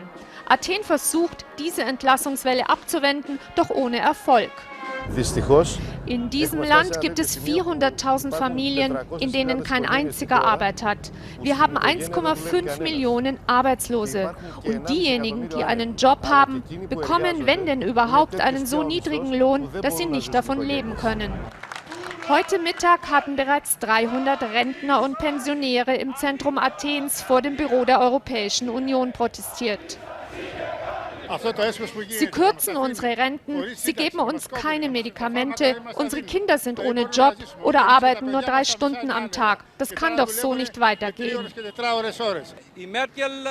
Merkel kommt hierher, um die Regierung zu unterstützen und ihre ungerechten neuen Sparmaßnahmen von über 13,5 Milliarden Euro. Das ist gegen das griechische Volk. Die Ohnmacht und der Zorn der Rentner entlädt sich. Die Polizei bereitet sich auf einen Großeinsatz vor, wie es ihn sonst nur gibt, wenn der amerikanische Präsident kommt. 7.000 Polizisten sind aus ganz Griechenland nach Athen abkommandiert. Weite Teile im Zentrum der Stadt werden gesperrt sein für Versammlungen, ausgenommen die Demonstrationen der Gewerkschaften.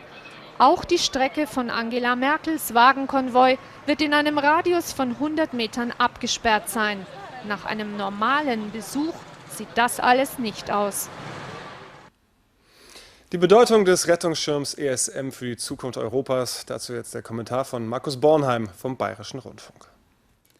Man kann den ESM politisch, juristisch oder ökonomisch betrachten. Die Politik hat bereits gesagt, ja, wir wollen ihn. Das Verfassungsgericht hat gesagt, ja, unter bestimmten Umständen könnt ihr ihn haben. Ob er aber ökonomisch funktioniert, ob er hilft, die Krise zu bändigen, das werden wir erst ab heute sehen. Aber ich will mal eine Prognose wagen und dazu reicht ein Blick in die Volkswirtschaftslehre. Es gibt dort die Theorie optimaler Währungsräume. Eigentlich ist sie ganz einfach. Grob gesagt geht es darum, je ähnlicher die Wirtschaftsstrukturen sind in den einzelnen Staaten, umso besser funktioniert eine Währungsunion. Klingt logisch. Man muss kein Genie sein, um herauszufinden, dass unsere Währungsunion derzeit nicht funktioniert und der ESM daran im Grunde nichts ändert. Egal wie groß man ihn noch machen will, ob er 700 Milliarden schwer ist oder am Ende noch mehr, am Grundproblem ändert das nichts. Dafür müssten nämlich die Italiener ihren Arbeitsmarkt entrümpeln, die Spanier weitere Banken pleite gehen lassen und auch die Griechen ihren Staat reformieren. Nur so kommen wir einem optimalen Währungsraum nahe. Der ESM kauft für die Politik Zeit. Zeit, die man nutzen kann, um all das zu machen.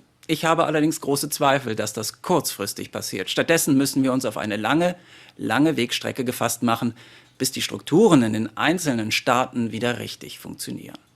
Der Rettungsschirm war als Ausnahme gedacht. Jetzt wird er zur Regel. Übrigens, die Theorie optimaler Währungsräume hat inzwischen einen Nobelpreis bekommen, weil man sie nicht widerlegen kann. Das schafft auch die Politik und der ESM nicht. Markus Bornheim kommentierte. Eine neue Lunge für einen Asthmatiker, ein neues Herz nach dem Infarkt, vielleicht sogar ein neues Bein für den Amputierten. Und das nicht von irgendwem gespendet, sondern alles gezüchtet aus dem eigenen Zellgewebe. Klingt nach reichlich Medizin, Science Fiction, ist aber zumindest theoretisch nicht mehr ganz undenkbar. Denn 2 Wissenschaftler aus England und Japan haben neue Wege entdeckt, wie im Prinzip jede Zelle unseres Körpers wieder zu einer Stammzelle, quasi zurückprogrammiert werden kann. Also zu einer jener Urzellen jedes einzelnen Menschen, aus der dann wiederum jegliche Art neuen Gewebes entstehen kann. Dafür gab es heute den Medizin-Nobelpreis. Sarah Weiß berichtet. Der frisch gebackene Nobelpreisträger Shinya Yamanaka. Sein Auftritt vor der Presse, ganz japanische Bescheidenheit. Ich fühle mich so geehrt.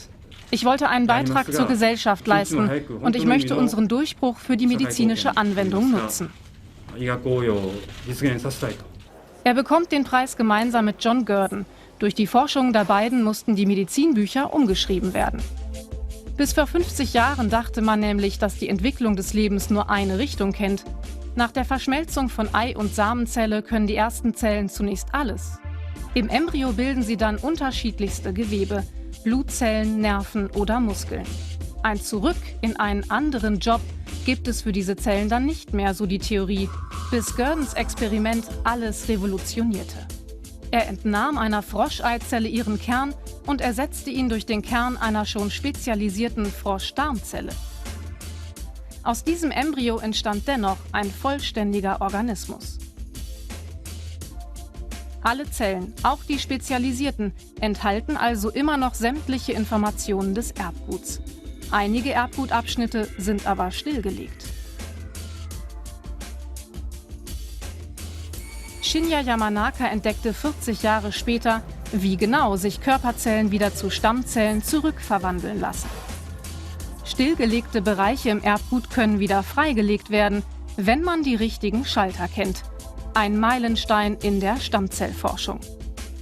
Denn der Traum aller Stammzellforscher ist es, krankes Gewebe, sei es Knochen oder Muskelgewebe, nachzuzüchten und zu ersetzen. Lange dachte man, dass das nur mit den umstrittenen embryonalen Stammzellen möglich sei.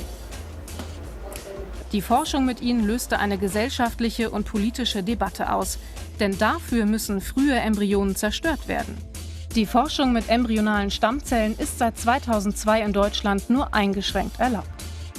Embryonale Stammzellen könnten durch die neuen Zellen von Gurdon und Yamanaka zumindest teilweise ersetzt werden, so die Hoffnung.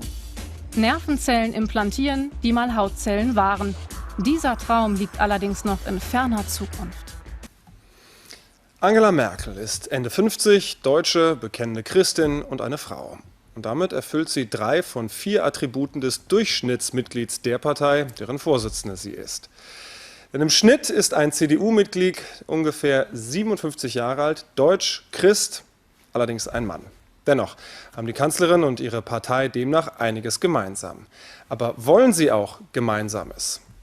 Wie nahe sich Parteispitze und Basis inhaltlich sind, das versuchen die Christdemokraten auf 6 Regionalkonferenzen zur Vorbereitung eines großen Parteitages Anfang Dezember herauszufinden. Die erste dieser Konferenzen fand heute in Düsseldorf statt.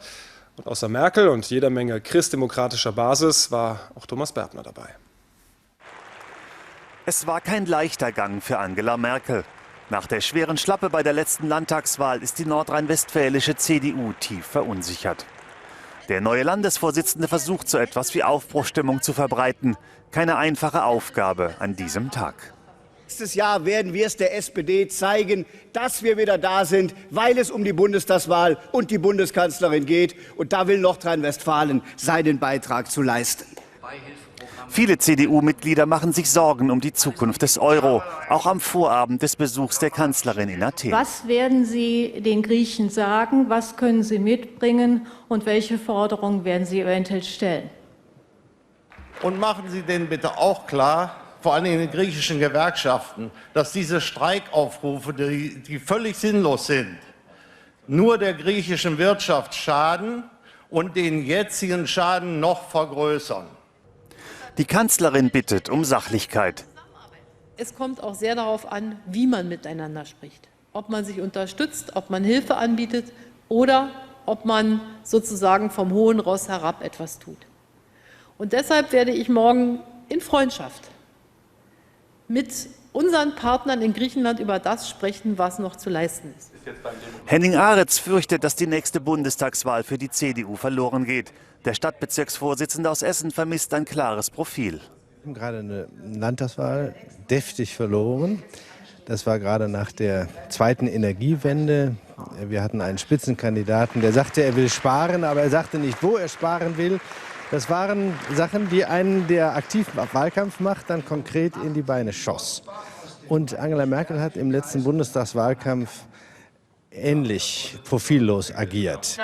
Den Unmut der CDU-Basis gibt Aretz an die Kanzlerin weiter. Ich weiß einfach nicht mehr, wofür die CDU verlässlich steht.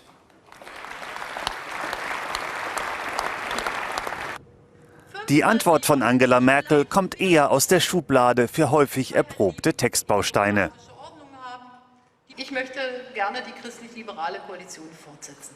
Dafür arbeite ich und das ist mir auch sehr wichtig.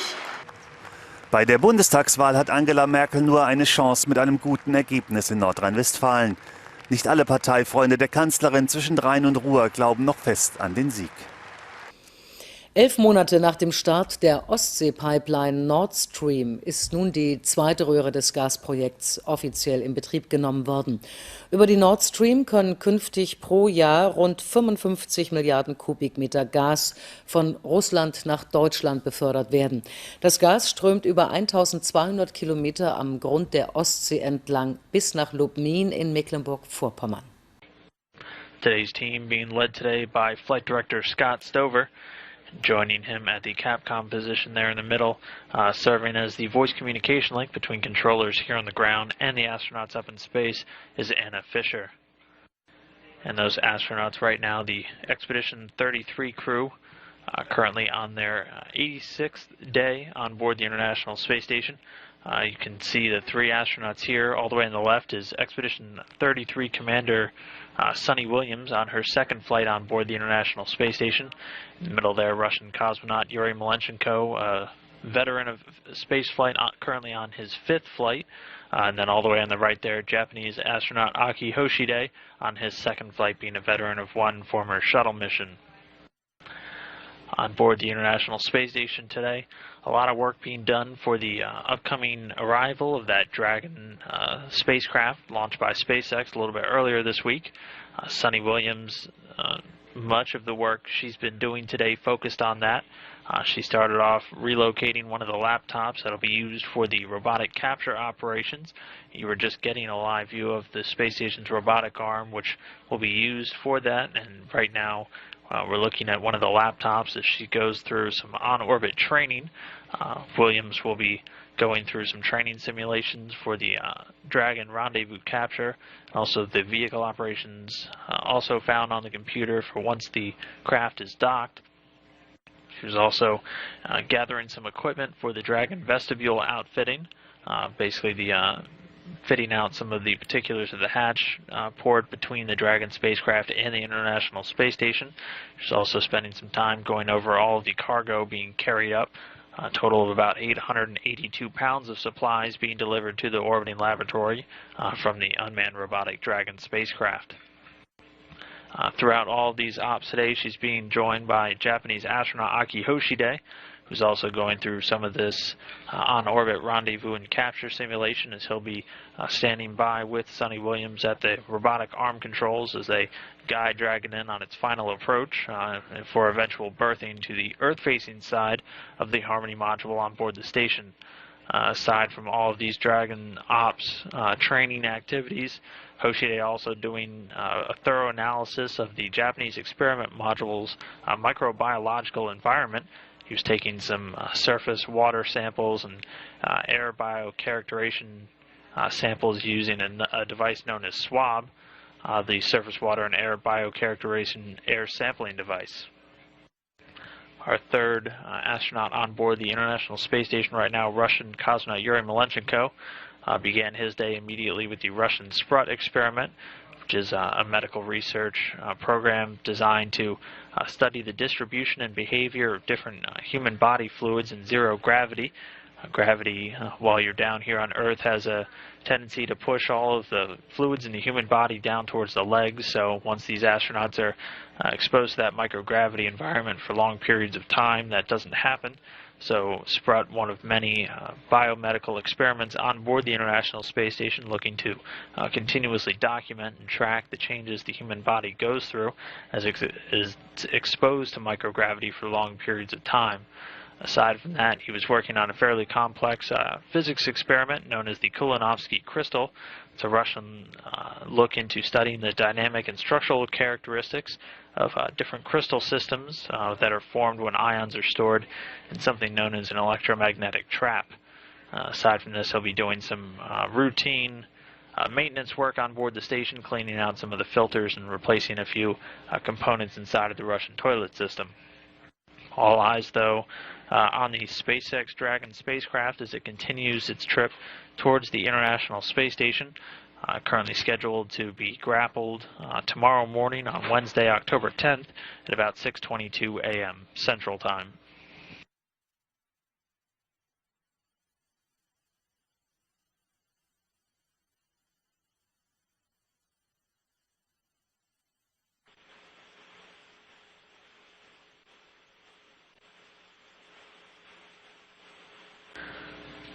who has mentioned that SpaceX Dragon vehicle on its way towards the International Space Station. This is SpaceX's first commercial resupply mission to the station. It launched back on Sunday to the ISS from Cape Canaveral Air Force Station in Florida. 8, 7, 6, 5, 4, 3, 2, 1. And liftoff. Liftoff of the SpaceX Falcon 9 rocket, launching Dragon to the International Space Station and returning cargo resupply missions to U.S. soil.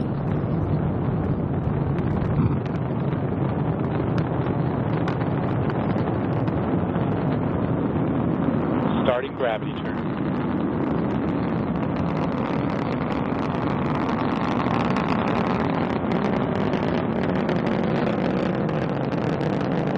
JDMTA acquisition of signal.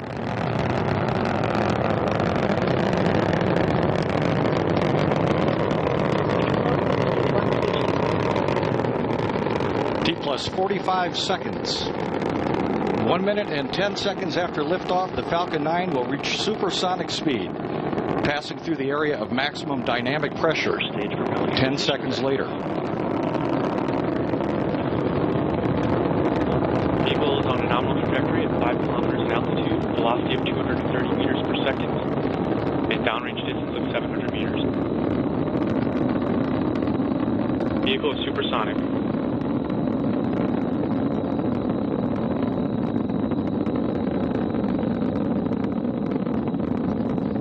Falcon now through Vehicle has reached maximum aerodynamic pressure.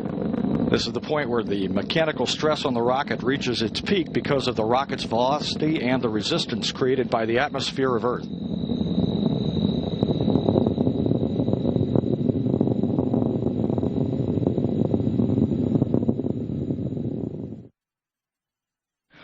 Then again, some replay of the SpaceX Falcon 9 rocket as it launched on Sunday night at about 7:35 p.m. Central Time from the Cape Canaveral Air Force Station in Florida, launching SpaceX's first commercial resupply mission to the International Space Station. That Falcon 9 rocket, designed and manufactured by SpaceX, will have continuing coverage of this mission throughout its duration. Our grapple coverage of the Dragon spacecraft to the International Space Station will begin tomorrow morning at 3 a.m. Central Time. All this setting up in preparation for an expected grapple with that Canadarm2 at the space station's robotic arm, scheduled to take place at 6:22 a.m. Central Time. Following that, we'll break away for a little while before resuming with final berthing coverage at 8:15 a.m. Central Time, the expected berthing of the Dragon spacecraft to the Earth-facing side of the Harmony module on the International Space Station, targeted for 8:40 a.m. Central Time.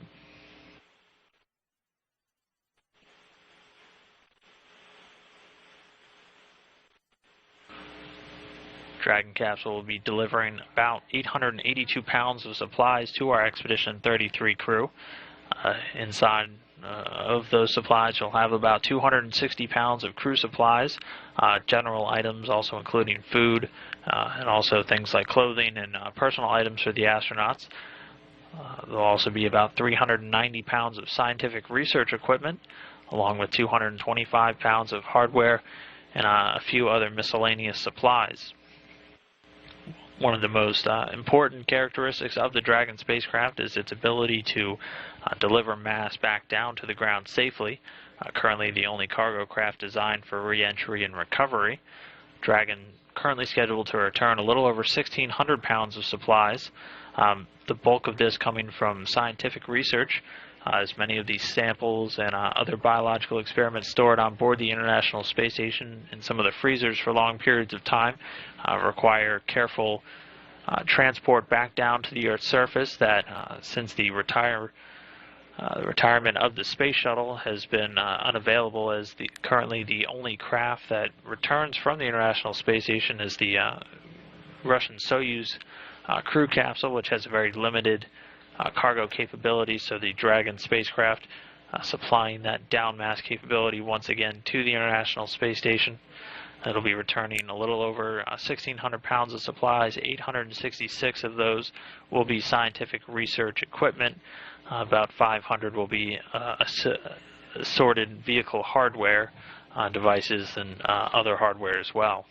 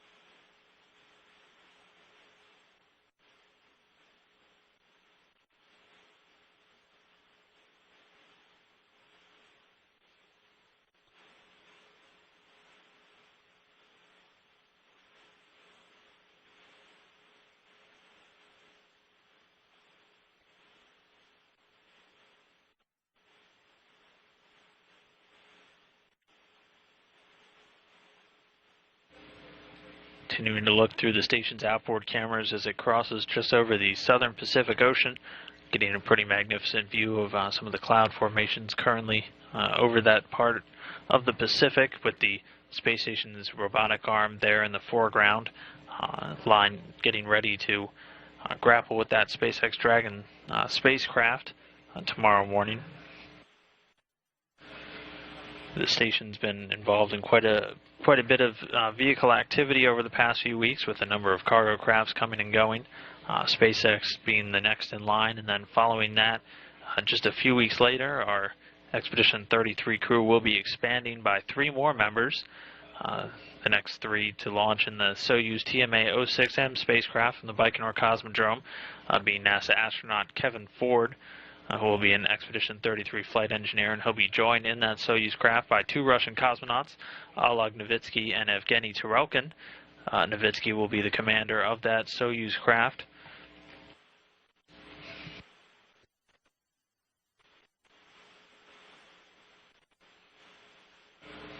Meanwhile, at the Baikonur Cosmodrome, the crew is in their final 2 weeks of pre-launch training.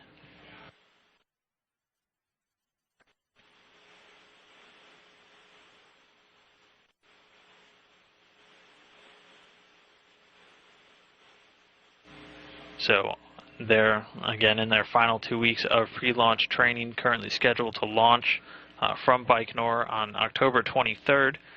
We have some video that just came through from our Russian feeds of the 3 crew members preparing to leave and head down to Baikonur.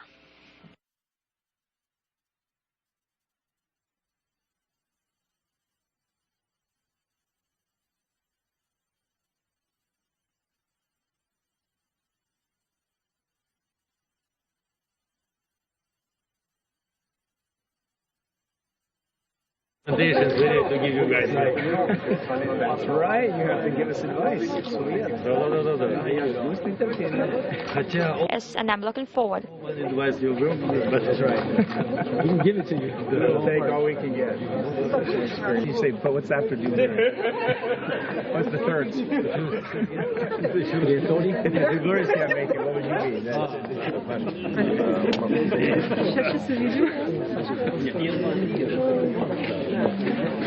Oh, good to see you. See you.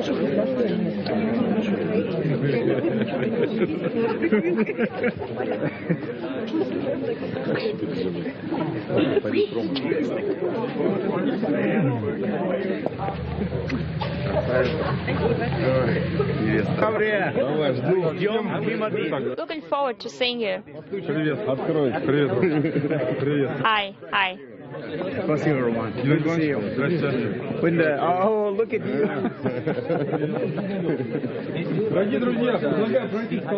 Dear friends, let's move in.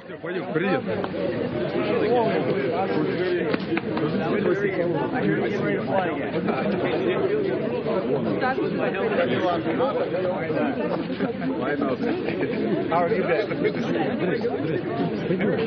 Do that at home.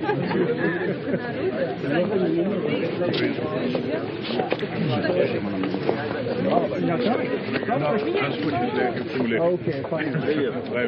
Пока. All right, I'll show you the way. You know where the food is? I always tell people.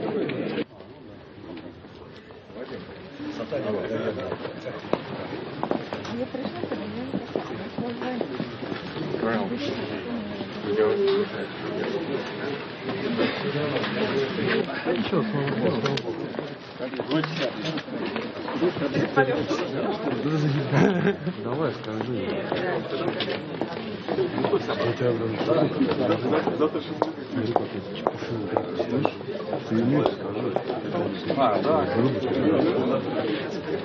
Thanks a lot. I'm sure they didn't get the prettiest tickets, I gotta tell you. There's no pretty tickets. No, well, and that Thursday walking and then the Friday, Saturday, Sunday, it's hard to find stuff. Am I behind? They're not already on the bus, are they?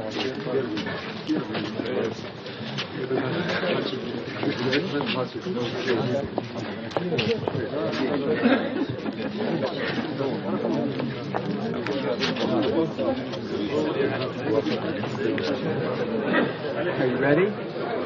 Yeah. Waiting for Zhenya. We'll be home very soon. Нет, быстро не надо, срок. In time. Okay, in time. Yes, that's very good. She's very wise.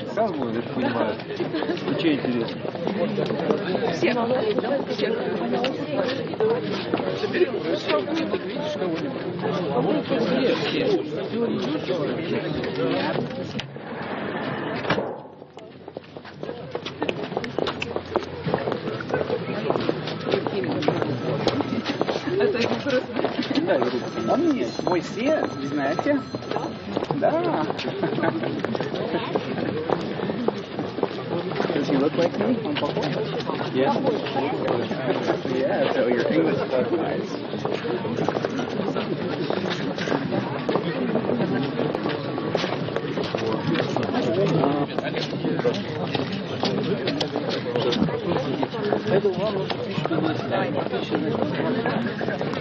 Суп-горох.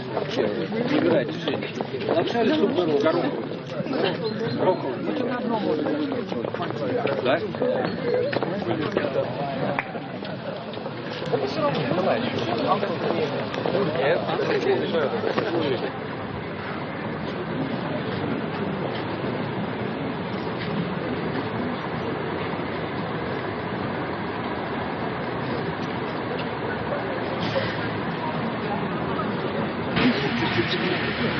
Ближе.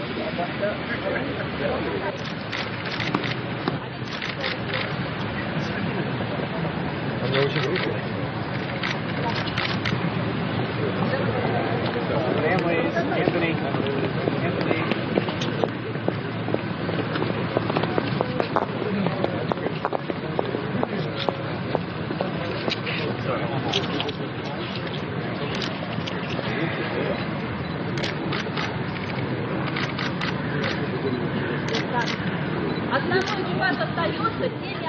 Main crew stay. Families, please move back. Добрый, чуть-чуть. Please move slightly. I've seen him one time. Sunny.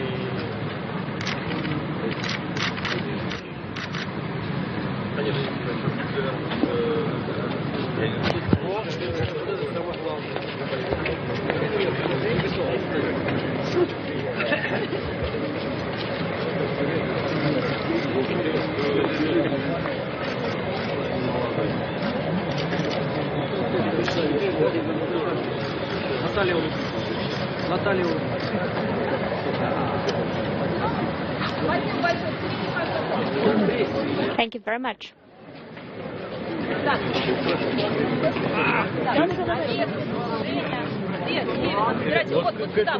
Oleg, Zhenya, Kevin, please come up here. Especially for you. Oleg, into the center, please. So now I have some questions for you. Oleg, what's your impressions? What do you think about the launch? We're fully ready, we're happy, we're glad to go. Please look at the cameras. What camera? Well, I respond to the person who asked the question. Okay. Oleg, how many experiments are planned? What are the most interesting for you? What are you expecting from them? All of them are important for us. Around 50 are planned. So we would really like to fulfill all of them so that those who ordered them are happy. Personally for you, what would you like to try to do? I'll go and try everything, then I'll determine myself and I'll tell you. I'm going to write a blog or to take pictures or what? We'll try to write a blog if we have a possibility. Probably we'll be sending, downlinking as many photos as possible, videos for the family and friends, colleagues. I'm going to meet New Year's in orbit, how going to greet a family, how going to talk to them. Well, we'll try to maintain communication as much as possible. I don't think we're bored. And it's great to have New Year's in space. And we'll keep everyone in our hearts. Oleg, do you have that feeling that you're just about to go to space? If not, then when do you expect this feeling to show up? I think this feeling is there once you become a part of the cosmonaut corps. Just need to make a few final steps to the launch pad. How often will we be able to talk to your families? Are there any restrictions? I would like to ask the commander. There is no mediator. We have good friends, and our friends are always there for us. For NASA TV, for Kevin, you're leaving today from Star City, Russia for 2 weeks for Baikonur, Kazakhstan. How are you going to be spending your remaining 2 weeks down there prior to launch? Well, the reason we're leaving today is so that we can get down there for our fit check tomorrow, our first series of fit checks. It'll be the first time we see the real spacecraft in Baikonur, so we'll climb in tomorrow in flight suits, have a chance to spend some time looking over the spacecraft in shirt sleeves, if you will, and then we'll put on our spacesuits in the afternoon and we'll strap in just like we would for a real launch, and we'll be able to look over the exterior of the spacecraft. We'll do one more fit check like that just a little bit later, but by then the spacecraft will be underneath the shroud, ready to put on the rocket, so we won't be able to see the outside of the spacecraft, and that'll be after final loading and everything is done as well. So we'll be able to see how everything is going to look when we crawl in for launch day. There's also a period of quarantine, so we're just kind of having some rest and relaxation, but also we'll study every day with our instructors that come down with us and be as fully prepared as we can be when launch day comes. Relaxed, prepared, current, and all ready to go. So that's what we'll do. Thank you. Kevin, in Russian, please. Do you have any kind of fear that it's your first time? Zhenya? No, no fear, because we've learned everything. We know it's reliable. There may be some anxiety, but not fear. We're fully ready. Are there any differences between flying as a backup crew and as primary crew? Of course. We were backups, we came back home, and this time we're going to fly. But there probably was a possibility. No, not really. This time we're going to fly. That time we went back. Thank you very much.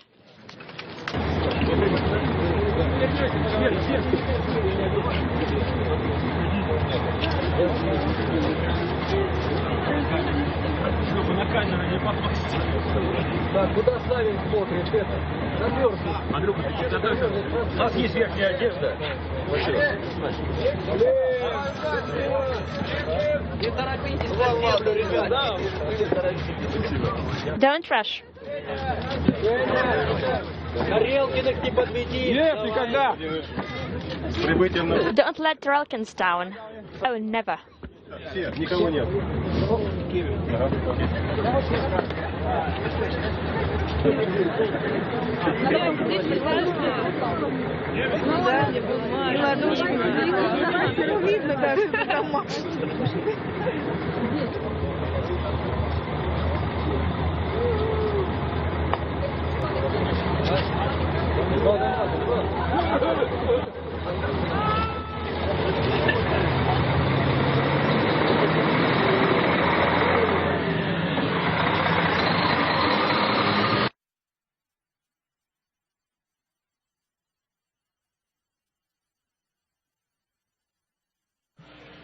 And welcome back to Mission Control Houston. That again, some video of the upcoming Expedition 33 crew members, Kevin Ford, Oleg Novitsky, and Evgeny Turelkin, as they were preparing to head down to the Baikonur Cosmodrome. As Kevin was talking, they're going to be doing some of their final fit checks and launch preparations in advance of their anticipated launch on Tuesday, October 23rd. 3 will bring the International Space Station's total crew count back up to 6 to allow for full utilization of the station's systems and experiments on board. 4 will be joining fellow NASA astronaut and current Expedition 33 commander Sonny Williams on board. That launch currently scheduled to take place from the Baikonur Cosmodrome on Tuesday, October 23rd. So with all launches, we'll be bringing you live coverage here on NASA television. That launch scheduled to take place at 5:51 a.m. Central Time, 6:51 a.m. Eastern Time. 3 will be launching in their Soyuz TMA-06M spacecraft. It'll be the 115th flight of a Soyuz spacecraft, the first being back in 1967. The Soyuz has been upgraded multiple times throughout its lifespan. This is the current TMA-M version. Currently the only crew vehicle servicing the International Space Station, and until the Dragon spacecraft had been the only vehicle currently allowing the downmass of various experiment items and delicate items that needed to be returned back down to the ground for further research and study. So that spacecraft again scheduled to launch and bring these 3 crew members to the International Space Station a little bit later this month in October.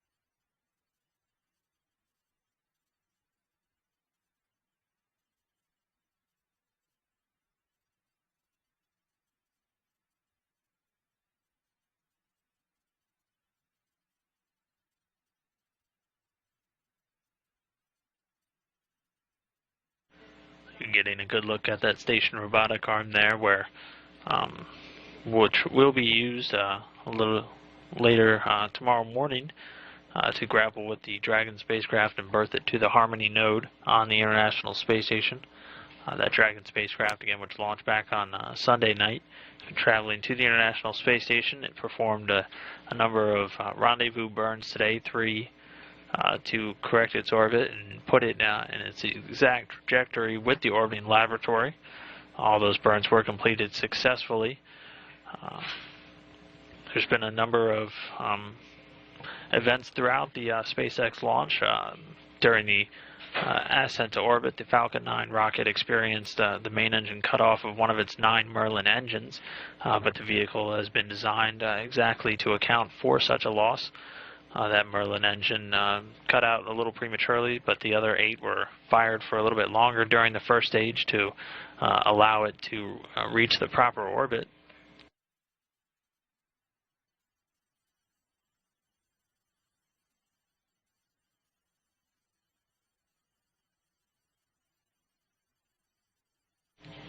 Right now, that spacecraft scheduled to arrive in the vicinity of the International Space Station tomorrow morning before it's grappling at about 6:22 a.m. Central Time.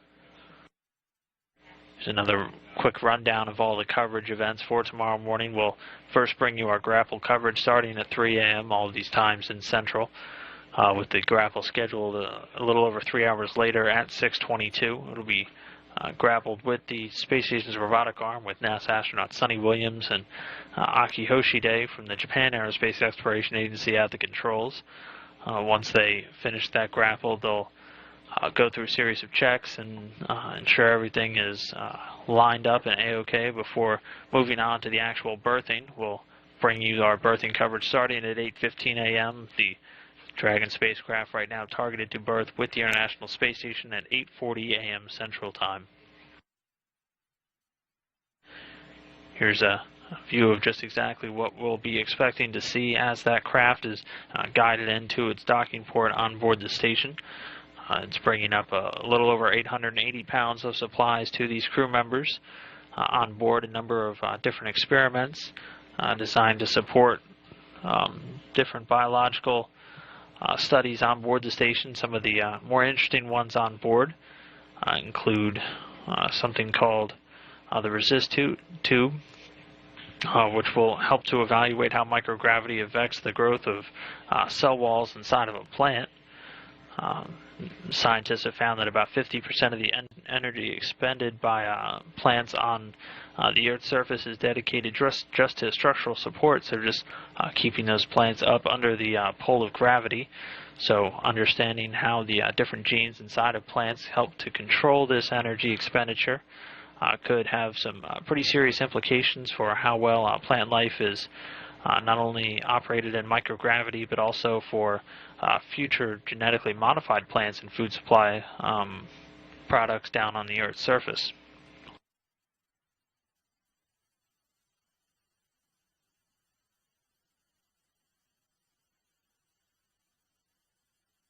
This is a live view of one of the laptops on board the International Space Station as Williams and Hoshide are going through some of their on-orbit training. They are just wrapping up. They were doing some rendezvous and capture training with one of these simulators on board the station as they walk through that. They'll also be going over some of the vehicle ops, some of the generic operational content of managing this vehicle while it's docked to the International Space Station. They were also going through and reviewing all the cargo that will be coming up. These astronauts thoroughly prepared and trained before the arrival of each visiting vehicle.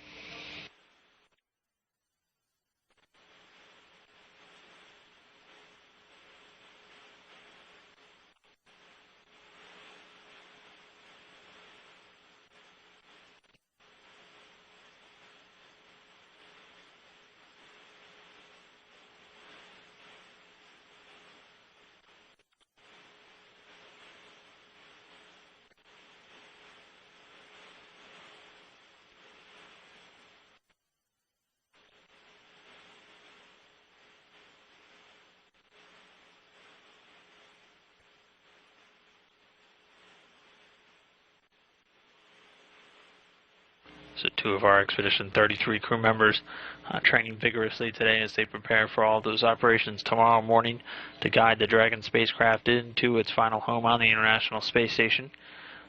The astronauts on board having already set up the communication device known as the Cuckoo, or the COTS Ultra High Frequency Communications Unit. They'll also have a command panel on board the International Space Station where they can interact with the Dragon spacecraft as they monitor its final approach. It'll also provide some ability for the crew to send commands to the spacecraft during that important rendezvous and also during the departure phases of the mission.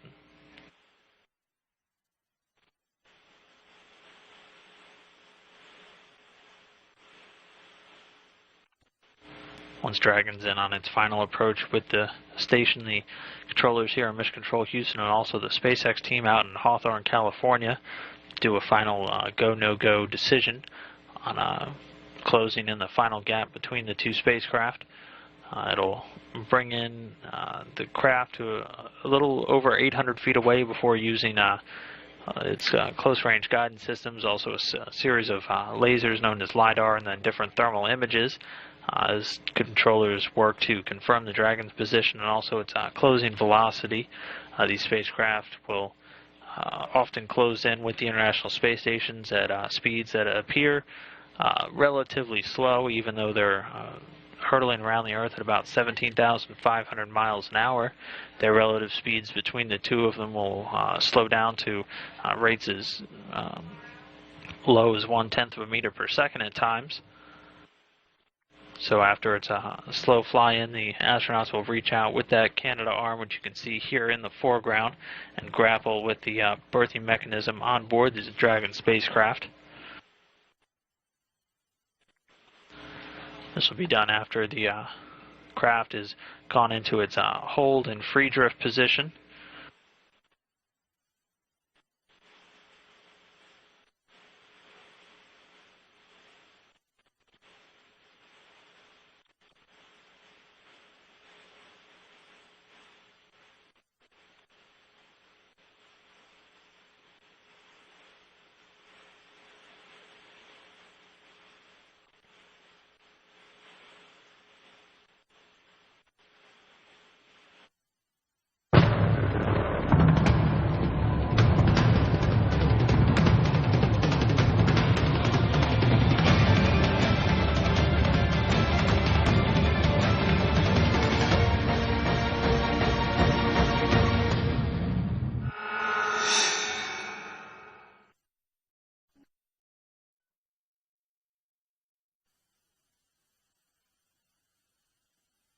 That a quick look at what a future Dragon SpaceX crew vehicle, this Dragon spacecraft currently being developed by the SpaceX Corporation, currently is a cargo vehicle, but in the future they're hoping to use it as a new crewed vessel for transport to the International Space Station. SpaceX recently one of the recipients of the latest round of funding from that commercial crew activity, along with Boeing and the Sierra Nevada Corporation.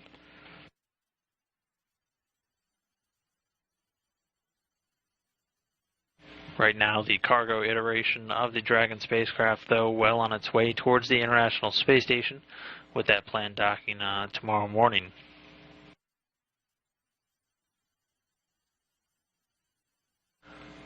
Once it gets into its final hold position, it'll be about 32 feet away from the International Space Station. It'll be at what's known as the capture point, and then a final go, no-go decision between teams here in Mission Control Houston and the Dragon teams out in Hawthorne will give the go-ahead for our astronauts on board the International Space Station to reach out and capture Dragon. Aki Hoshide and Sonny Williams being at the robotic controls. They'll use the 58-foot-long robotic arm known as Canadarm2 to reach out and grapple with that Dragon spacecraft.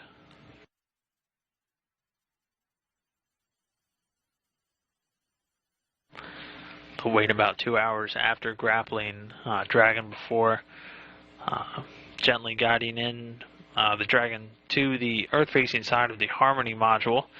They'll be guiding it to the common berthing mechanism, which is a docking port mechanism found on all non-Russian modules on board the International Space Station. And then once it's attached, it'll be bolted in, and then a series of leak checks will be done to ensure that there is a good mate between the two vehicles.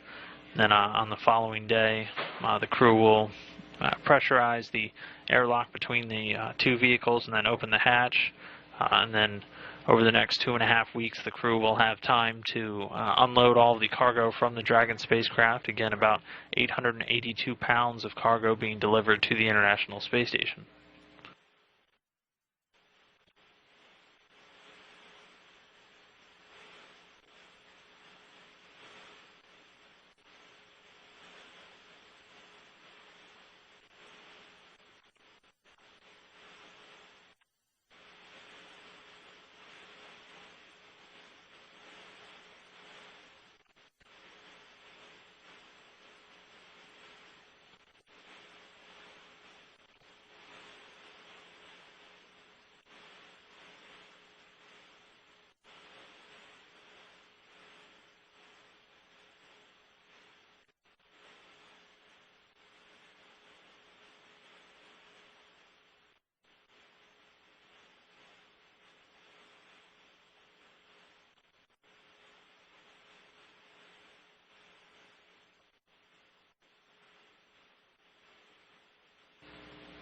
while we continue to look forward to the Dragon's arrival to the International Space Station.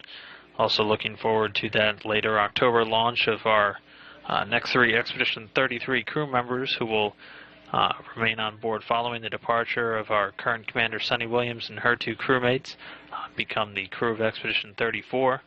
Why don't we take a look now at some of the science and research that these astronauts are hoping to accomplish throughout their Expedition 33 and 34 increments on board the International Space Station.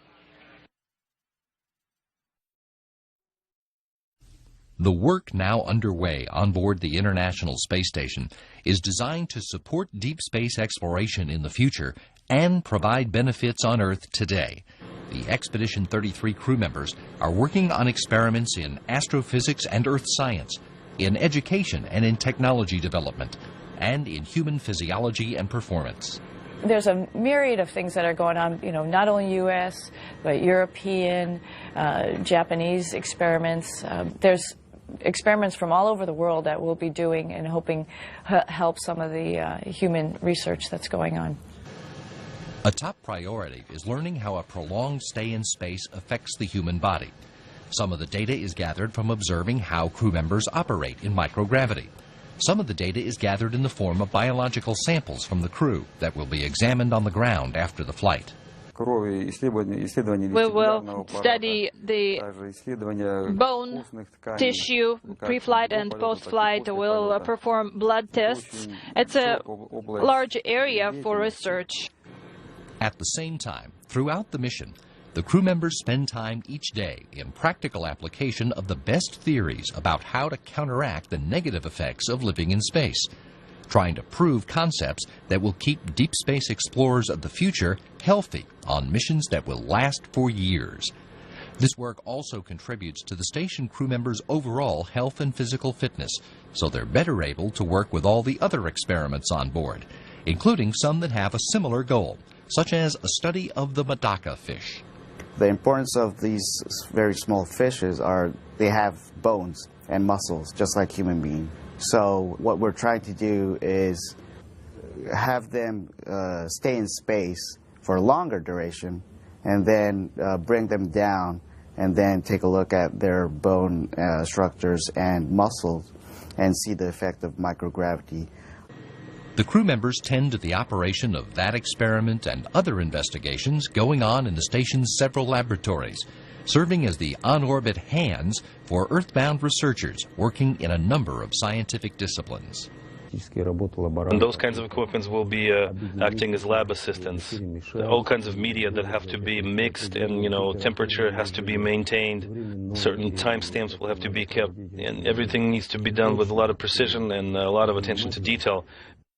This platform in space supports all of that research, plus a whole slew of experiments on the outside of the space station that are constantly gathering data without the assistance of the human crew members.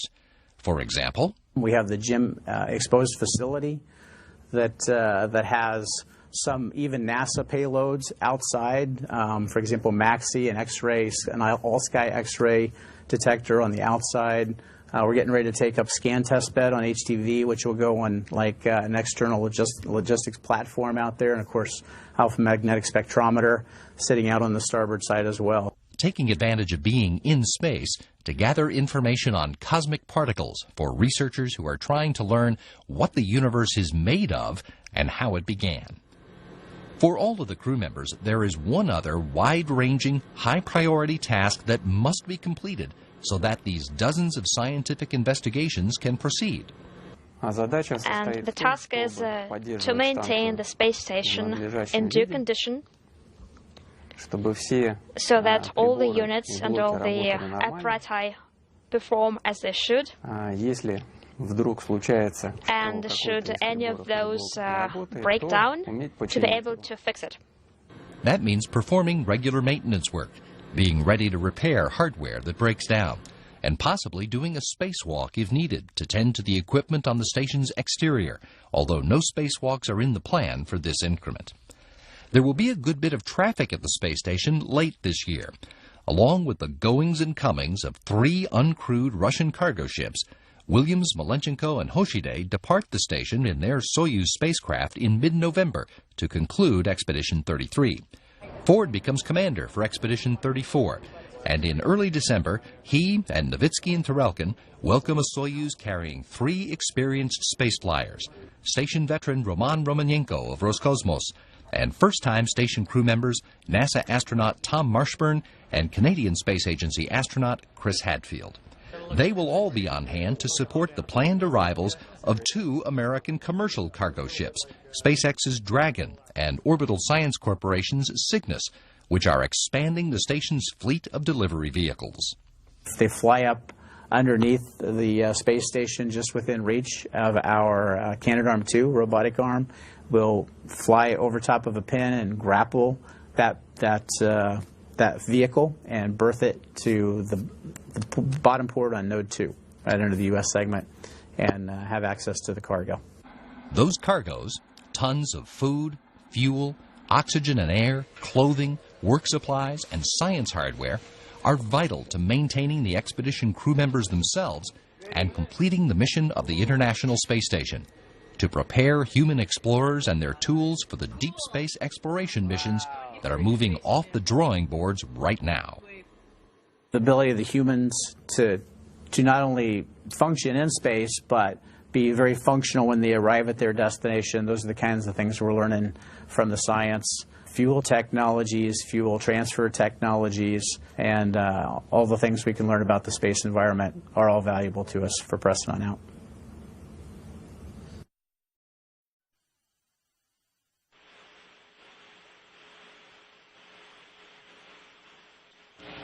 And welcome back inside of Mission Control Houston. That again, a look at some of the accomplishments we're looking forward to throughout this 34 expedition increments. Right now we're getting a look inside of the International Space Station there. Expedition 33 Commander Suni Williams, NASA astronaut on her 2nd flight. She also flew on board the station during Expeditions 14 and 15. She's been spending much of her day prepping for that upcoming SpaceX arrival scheduled to take place tomorrow morning. She'll be at the robotic controls along with Japanese astronaut Aki Hoshide.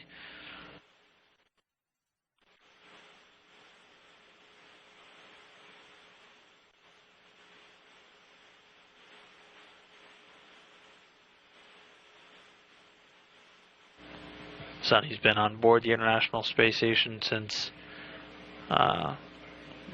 July 16th when she docked in her Soyuz TMA-05M spacecraft. They docked on July 16th and opened the hatches a few hours later in the wee hours of the morning on July 17th.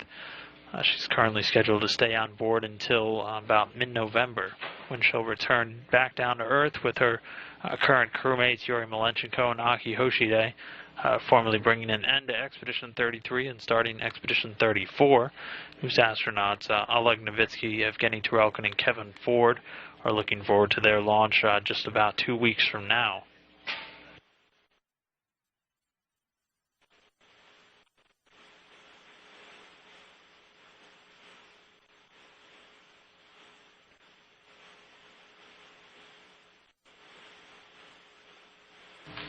Immediately following today's broadcast, we'll have the NASA video file where we'll have some more footage of the crew departure to Kazakhstan following Oleg Novitsky, Evgeny Tarelkin, and Kevin Ford as they depart from the Gagarin Cosmonaut Training Center in Star City, Russia, down to the Baikonur Cosmodrome in Kazakhstan, where they'll begin their final launch preparations in advance of their October 23rd launch in their Soyuz spacecraft.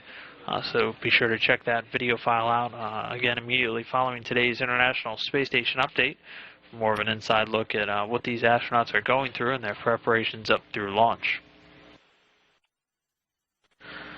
Also on tap for tomorrow morning will be the mission coverage of the Dragon SpaceX commercial resupply mission, which is currently ongoing. We'll be bringing you live grappling coverage beginning at 3 a.m. Central Time tomorrow. All this setting up for the eventual grapple with that Dragon spacecraft using the station's Canada arm, targeted to take place at 6:22 a.m.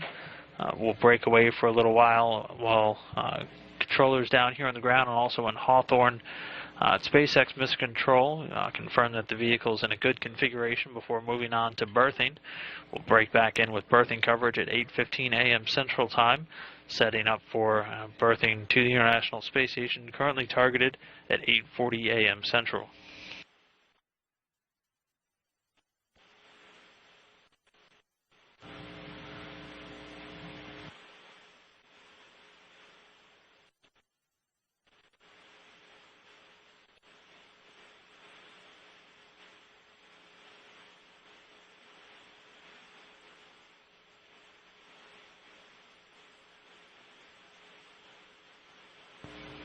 Two of our Expedition 33 crew members, Aki Hoshide and Sonny Williams, spending much of their day preparing for their upcoming robotic operations with the Dragon spacecraft.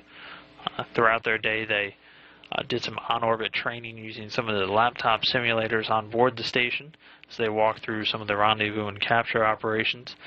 They'll be at the controls for the space station's robotic arm throughout the morning tomorrow, as they'll be responsible for making the grapple, reaching out and grabbing hold of that Dragon spacecraft and then guiding it into its docking compartment on the Earth-facing side of the Harmony module.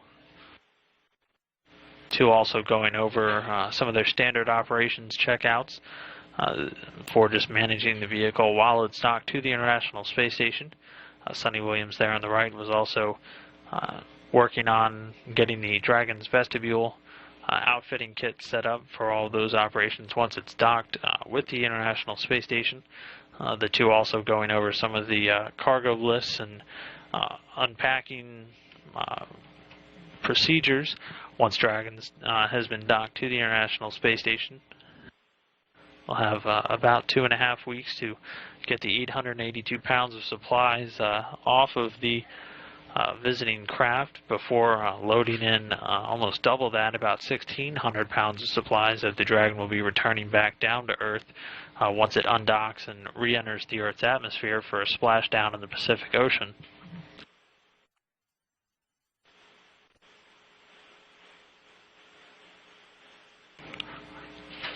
That spacecraft, again, scheduled to bring back about twice as much as it's bringing up. Of the 800 pounds that Dragon will be delivering to the International Space Station, about the largest portion of that will be items dedicated directly to scientific research on different experiments, bringing up a number of experiment hardware devices to support ongoing research in plant cell biology and also human biotechnology and various materials technology demonstrations. And also, again, for the actual return supplies, the vast bulk of that also being dedicated directly to scientific research. The Dragon will be delivering over 860 pounds of scientific research hardware back down to researchers here on the ground. That down mass capability very vital for many of the ongoing research experiments, especially many of these biological experiments that look to use the astronauts themselves as sort of guinea pigs and research subjects. Many of their samples are stored on board the International Space Station inside of any number of different cryogenic freezers for extended periods of time. They require a little bit more space and weight to return back down to Earth, and since the retirement of the space shuttle, that hasn't been possible. But this Dragon spacecraft now providing that capability to the United States once again. So a lot of scientists really looking forward to getting their hands on some of this research hardware. Also in that 1,600 pounds of supplies, bringing back down a few hundred pounds of vehicle hardware for ongoing study down here on the ground. Generally, when the visiting vehicles have been leaving the International Space Station, 3 other ones currently servicing the International Space Station, including one from each of the partner agencies, the Russian Progress resupply ship, carrying up the bulk of supplies over the fairly regular lifetime of the International Space Station. The Progress 48 currently docked there to the Piers docking compartment on the Earth-facing side of the Zvezda service module. Also having been carrying supplies to the International Space Station has been the Japanese HTV transfer vehicle, which undocked and burned up in the Earth's atmosphere not too long ago, and also the European ATV. All three of those mentioned, also unmanned cargo craft, which deliver supplies to the International Space Station, but have no down mass or ability to return items back down to the surface. All three burn up in the Earth's atmosphere upon their re-entry. So this Dragon, fairly unique in its capability to return items to a safe splashdown in the Pacific Ocean.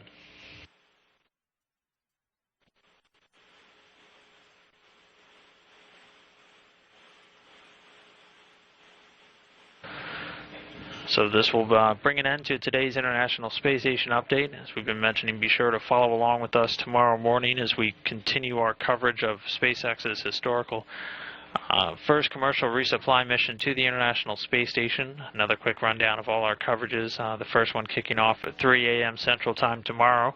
So be sure to follow along as we look to these astronauts to guide in that Dragon spacecraft for its eventual grapple and berthing and docking to the International Space Station. So be sure to check out the video file immediately following today's broadcast and all of those live events tomorrow morning. And we'll be back with more International Space Station update tomorrow. So for now, we'll wrap up and sign off. This is Mission Control Houston. 3, 2, 1, and liftoff. Liftoff of the SpaceX Falcon 9 rocket, launching Dragon to the International Space Station and returning cargo resupply missions to U.S. soil. In a historic moment for the nation, SpaceX successfully launched its Falcon 9 rocket and Dragon cargo craft from Florida's Cape Canaveral Air Force Station on the first ever contracted cargo resupply flight to the International Space Station. The CRS-1 mission, the first of 12 such flights under NASA's Commercial Resupply Services contract, also marks the return of America's capability to independently resupply the orbiting laboratory, a feat not achievable since the retirement of the Space Shuttle. We're once again launching spacecraft from American soil with the supplies our astronauts need in space. The SpaceX launch tonight marks the official start of commercial resupply missions by American companies operating out of U.S. spaceports like the one right here in Florida. While NASA is working with SpaceX and other U.S. industry partners to develop commercial spaceflight capabilities, the agency is also developing the Orion spacecraft and the Space Launch System, SLS, a crew capsule and heavy lift rocket to provide an entirely new capability for human exploration. The SLS and Orion will expand human presence beyond low Earth orbit and enable new missions of exploration across the solar system. Discussing the Dragon mission via a Google Plus Hangout were NASA Administrator Charlie Bolden and SpaceX CEO Elon Musk. Those who participated in the online video chat could also pose questions through Twitter and Facebook. I think we've got 23 student experiments. That's special. Some of them are making repeat flights, and it's SpaceX meeting an obligation to students that where we didn't get around to doing all of them the first time. One of those science investigations going up to station on Dragon, named Micro 6, will look at the effects of microgravity on a yeast our bodies use to stay healthy. But when our immune systems are stressed, Candida albicans can grow out of control and produce infections in the mouth, throat, intestines, and elsewhere. By comparing cells grown in microgravity to cells grown in normal gravity, researchers hope to learn how to better manage and treat the runaway microbes. Another important milestone in NASA's partnership with industry to deliver cargo to the International Space Station has been reached at the Wallops Flight Facility. A test version of Orbital Sciences Corporation's Antares rocket rolled out to the Mid-Atlantic Regional Spaceport's Launchpad 0A. Antares will carry Orbital's Cygnus cargo module to the ISS. a hot fire test of Antares' first stage is slated for later this year, to be followed first by an Antares test launch, then a demonstration flight of an Antares and Cygnus to the orbiting lab. Hi, my name is Daniel Illuminati. I'm the Surface Sampling and Science Phase Lead, and this is your Mars Curiosity rover update. Curiosity is still heading to Glenelg. We've just stopped at the Bathurst Rock Formation to check it out with the robotic arm-mounted instruments, a hand lens imager and a spectrometer. Got some great science data there for the science team. And now we're moving to a new location called Rocknest. And we've come to Rocknest because it has nice wind-blown sand drifts. At the Rocknest location, we really are entering a new phase in Mars exploration with Curiosity. We're starting the surface sampling part of the mission. The reason this is a 1-ton rover with a 200-pound robotic arm is because we have these tools to acquire bits of Mars, either with a scoop or with a drill, process those samples for our very sensitive analytical lab instruments. So our scoop, this is not a giant backhoe on Mars. We basically have more like an oversized tablespoon attached to the end of the arm, and we grab on the order of 20 grams of material, and we position the arm over the soil target, and then we just actuate the scoop, do a little bit of vibration to kind of level out the sample, and then raise the arm up, close the scoop, and carry on with our sampling activity. Over the next 2 to 3 weeks, we'll be doing these scooping and sample analysis activities. And then from there, we expect to spend a few more weeks driving over to the Glenelg area proper, doing scratch and sift science along the way with a robotic arm. And once we get to Glenelg, we'll look forward to some exciting first-time drilling activities. This has been your Mars Curiosity rover update. Check back for more reports. The countdown continues for the next crew to launch to the International Space Station. Expedition 3334 Soyuz Commander Oleg Novitsky of the Russian Federal Space Agency, NASA flight engineer Kevin Ford, and Russian flight engineer Evgeny Tarelkin are scheduled to ride a Soyuz spacecraft to the ISS mid-month. There, they'll join Expedition 33 Commander Sonny Williams of NASA, flight engineer Aki Hoshide of the Japan Aerospace Exploration Agency, and Russian flight engineer Yuri Malenchenko aboard the world's only science lab in microgravity. Wait till 5K, then close the door. The mirror on NASA's Stratospheric Observatory for Infrared Astronomy was cleaned recently in preparation for the first full cycle of science observations. Because of the sensitive exposed optics, the telescope cavity of the heavily modified 747 is designed to serve as a clean room. However, contamination of the optics builds up over time. Thus, while the aircraft and its systems were upgraded at NASA's Dryden Aircraft Operations Facility in Palmdale, California, telescope technicians used water, a mild detergent, and a small filtered blower to remove dust and other material that had adhered to the mirror's surface. This is in preparation for the next astronomy observation period, known as Cycle 1, which will begin in late 2012 and continue through December 2013. The Langley Research Center celebrated its 95th anniversary by hosting some 10,000 guests at its first open house in 5 years. When you grow up, huh? Visitors could meet the first mom in space, astronaut Anna Fisher. Thank you. Talk with researchers about their projects. Astronauts go out on these for a 2-week period. And take a tour of facilities like the center's aircraft hangar. The day's highlight, watching the 18,000-pound Orion spacecraft test article drop 25 feet into Langley's hydro impact basin. 2, 1, release.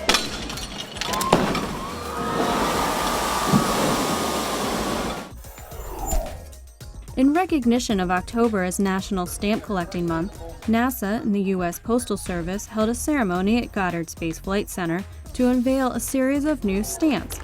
The 15 new Earthscape Forever stamps depict America's diverse landscapes as seen from aerial and satellite perspectives. Each stamp's unique perspective makes it a window into a world most of us never get to see, at least not from land. 2 of the images, Volcanic Crater and Center Pivot Irrigation, were captured by NASA and the U.S. Geological Survey's Landsat 7 satellite. The volcanic crater stamp depicts Mount St. Helens as it continues to recover from its May 1980 eruption, while the latter shows circular irrigation patterns of crops in Kansas. Goddard Space Flight Center launched the first weather satellite, Tyros-1, almost 50 years ago. So we started looking at the Earth many, many years ago. Using global imagery to understand how the Earth changes through time and the implications of those changes is a major focus for NASA's Earth Science Program. The next Landsat satellite, the Landsat Data Continuity Mission, is scheduled to launch in February 2013. Start, 2, 1, booster ignition and liftoff of the Space Shuttle. 10 years ago, on October 7, 2002, Space Shuttle Atlantis launched from the Kennedy Space Center on STS-112, the 15th shuttle flight to the International Space Station. STS-112 was the first shuttle flight to provide views of the launch from a camera mounted on the external tank. Atlantis' crew, Commander Jeff Ashby, pilot Pam Melroy, and mission specialists Sandy Magnus, Piers Sellers, David Wolf, and Fyodor Yurchikhin continued construction of the ISS by delivering the third segment of the station's 11-piece truss. The crew also transferred cargo and used the shuttle's thruster jets to raise the station's orbit. And October 5th is the 130th anniversary of the birth of Dr. Robert Hutchings Goddard, the father of modern rocket propulsion. Goddard is credited with creating and building the world's first liquid-fueled rocket, which he successfully launched on March 16, 1926, from a field in Auburn, Massachusetts. Goddard and his team launched 34 rockets between 1926 and 1941. Named for the noted scientist and rocketeer is NASA's Goddard Space Flight Center in Greenbelt, Maryland.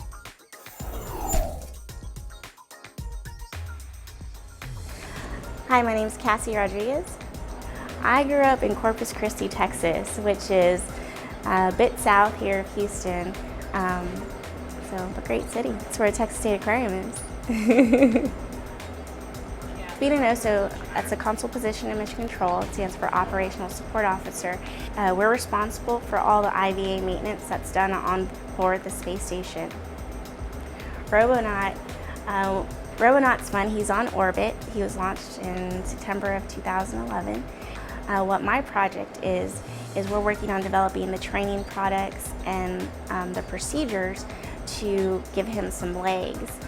With these legs, he'll have the ability to move anywhere on station. I hope to continue supporting the International Space Station, hopefully supporting future projects that help human exploration, hopefully getting us to the moon or to Mars, and helping design those vehicles so that they can be better maintained. I have a lot of maintenance practice working with the space station, and we're going to need to be able to fix things if we do go to the moon and Mars. So I hope to contribute to that in the future. Und jetzt kommt es auf die Wetterbedingungen an. Am besten wären keine Wolken und kaum Wind. Angela Knobloch, wie sieht's denn aus in Roswell? Ja, es muss alles stimmen und das schauen wir uns jetzt mal gemeinsam auf dem Satellitenfilm an. Ja, aktuell sind keine Wolken unterwegs, von daher super Bedingungen für den Sprung. Allerdings ist der Wind zu gestern nicht mehr, aber auch nicht weniger geworden. Ja, der Wind kommt aus eher westlichen Richtungen und geht zum Abend auf nördliche Richtung. Also ähnlich wie gestern, es bleibt also ein kleiner Unsicherheitsfaktor bestehen. Aber wir gehen ja alle davon aus, dass Felix Baumgartner heute springt. Und wenn er dann tatsächlich in der Stratosphäre in 36 Kilometern Höhe springt, dann sind es da gerade mal minus 30 Grad. In Richtung Troposphäre wird es dann nochmal so richtig kalt mit Temperaturen bis zu minus 70 Grad in 16 Kilometern Höhe. Richtung Boden wird es dann aber rasant wärmer, so um die 29 Grad. Ja, wir drücken also die Daumen, dass heute alles klappt. Vor dem großen Sprung dreht sich alles um diese ungewöhnliche Kapsel. Das Hightech-Modul ist von führenden Luft- und Raumfahrtexperten entwickelt worden. Mühevolle Handarbeit steckt dahinter. Mit ihren Lebenserhaltungssystemen bietet die Druckkapsel Baumgartner beim Aufstieg den einzigen Schutz vor den Bedingungen im Weltall. Ein Heliumballon hieft die Kapsel an einem Seil in die Höhe. Bei 5000 Meter ist der Ballon mit seinen 211 Metern schmal und lang gezogen. Im Detail: Die tropfenförmige Kapsel besteht aus einem Spezialkunststoff. Sie wiegt 1,3 Tonnen. Herzstück ist eine Druckkörperkugel. Die Rohre eines Schutzkäfigs dienen der Stabilität und Baumgartner als Haltegriffe. Mit einer Isolierungsschicht versehen schützt die Außenhaut vor extremer Kälte. Kameras am oberen und unteren Teil der Kapsel sollen den Moment des Absprungs festhalten. Während des Aufstiegs dehnt sich das Helium aus. Der Ballon nimmt an Volumen zu. In der Kapsel herrscht dagegen ein künstlich erzeugter Luftdruck. Bei 31.300 Metern, es ist die Höhe, aus der der bisherige Rekordhalter Joe Kittinger absprang, ist der Ballon stark aufgebläht. In der Zielhöhe 36,3 Kilometer hat der Ballon seine Form total verändert. Die Maße sind jetzt 129 mal 102 Meter. Wenn alles glatt geht, verlässt Felix Baumgartner die Kapsel durch eine Luke und springt von einer Plattform in die Tiefe. Ja, solange die Tür noch geschlossen ist, bist du in einer relativ sicheren Umgebung. Das ändert sich aber sehr rasch, wenn du dann die Tür öffnest. Im Cockpit befinden sich Dutzende Steuerelemente. Mit ihnen kann der Pilot notfalls alle Abläufe selbst steuern, falls die Technik versagt. Baumgartner steht mit der Kommandozentrale ständig in Kontakt. Auf die Frauen und Männer am Boden muss er sich blind verlassen. Vor allem sein Mentor Joe Kittinger ist eine Art Lebensversicherung. Beim letzten Sicherheitscheck vor dem Ausstieg gibt er seinem Schützling entscheidende Anweisungen, denn Baumgartners Sicht ist stark eingeschränkt. Wenn ich dann nach vorne rutsche oder nach vorne gleite mit dem Sitz und dann kurz vorm Ausspringen bin, dann sieht der Joe Kittinger meinen Fallschirm hinten, ob er noch geschlossen ist oder ob er bereits offen ist. Und diesen Funkspruch muss ich abwarten, bevor ich aufstehe. Nach dem Sprung wird die Kapsel per Fernsteuerung vom Heliumballon losgelöst. Das eingebaute GPS-System hilft, die Kapsel mit dem Fallschirm wiederzufinden. Ja, und ich begrüße jetzt Friedhelm Claassen bei uns vom Deutschen Luft- und Raumfahrtzentrum. Herr Claassen, es ist schon unvorstellbar, was Baumgartner da heute vorhat. Wie groß ist Ihrer Einschätzung nach das Risiko, dem er sich da aussetzt? Ja, für mich ist das Risiko in gewisser Weise unkalkulierbar. In der Raumfahrt haben wir natürlich sehr viel strengere Sicherheitsvorschriften, die wir auch sehr viel stärker verifizieren. Das heißt, bevor wir jemanden aus dieser Höhe hätten springen lassen, hätten wir das tatsächlich erstmal ausprobiert mit einem Dummy. Und Felix Baumgartner tastet sich ja langsam an die Höhe ran. Er hat bereits einen Absprung gemacht aus etwas niedriger Höhe und geht jetzt einfach den nächsten Schritt. Über die Schallgeschwindigkeit hinaus ist seine Absicht und noch etwas höher als beim ersten Sprung. Ich gehe mal davon aus, dass auch sein Anzug bestens getestet ist und verifiziert ist, denn ansonsten wäre es sehr gefährlich. Herr Claassen, kann dieser Sprung irgendwelche nachhaltigen, ja auch Erkenntnisse für die Raumfahrt liefern, also für weitere Projekte im All? Ich würde aus diesem Sprung keine weiteren Erkenntnisse unmittelbar für die Raumfahrt ableiten wollen, denn wir setzen Astronauten ja auch frei im Weltraum ein, außerhalb der internationalen Raumstation, außerhalb des Space Shuttles hat es etliche Einsätze gegeben, außerhalb der Mir-Station. Das ist also schon seit langen Jahren der Fall. Und wir haben entsprechend getestete Raumanzüge. Es gibt natürlich keinerlei Raumanzüge, die dafür geeignet wären, jetzt nur mit dem Raumanzug aus dem Weltraum zur Erde zurückzukehren. Solche Überlegungen hat es in den 60er Jahren mal gegeben, aber die sind dann verworfen worden, weil es einfach viel zu riskant war. In einer einfachen Anzugsschutzhülle kann man die Temperaturen und die Belastung beim Wiedereintritt in die Erdatmosphäre nicht überstehen. Also ein unkalkulierbares Risiko, sagt Friedhelm Claassen vom Deutschen Luft- und Raumfahrtzentrum. Ich bin mir sicher, Sie gucken trotzdem heute auch gespannt zu. Vielen Dank für dieses Gespräch heute Mittag. Felix Baumgartner will in fact be breaking 4 records. It'll be the highest ballooning record, it'll be the highest skydive, it'll be the longest skydive, and of course, as you mentioned, he'll be the first man to fall faster than the speed of sound. Now, the balloon will take him 120 feet up in the air. That's 20 feet higher than the current record, which was set 52 years ago, and 23,000 feet higher than the highest that he went in his last test drive in July. Let's have a look at what happened then. Release the seatbelt. Release seatbelt. Felix Baumgartner in training for his world record jump. He'll be taken 23 miles up by balloon. He's so high up that if his spacesuit leaks, his blood will boil. When he jumps, he'll fall so fast, he'll break the sound barrier. No one knows what effect that'll have on his body. But after his last test jump, he was upbeat. We practiced this for so many years, and now we're almost there. So this is my biggest dream, and we're one step closer, and I'm almost there, so I feel good at the moment.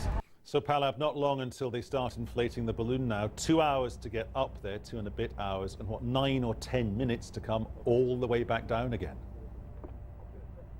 Well, that's right. Felix, we're waiting on the weather. It has to be absolute perfect conditions before they start inflating the balloon. The balloon is 50 stories high, as I mentioned, and one small tear and the whole thing could come crashing down. So they've got to be absolutely sure that the conditions are right. He'll go all the way up to 120,000 feet, step off and have a free fall of 5.5 minutes, after which he'll parachute and make his way back to Earth. Palab, many thanks.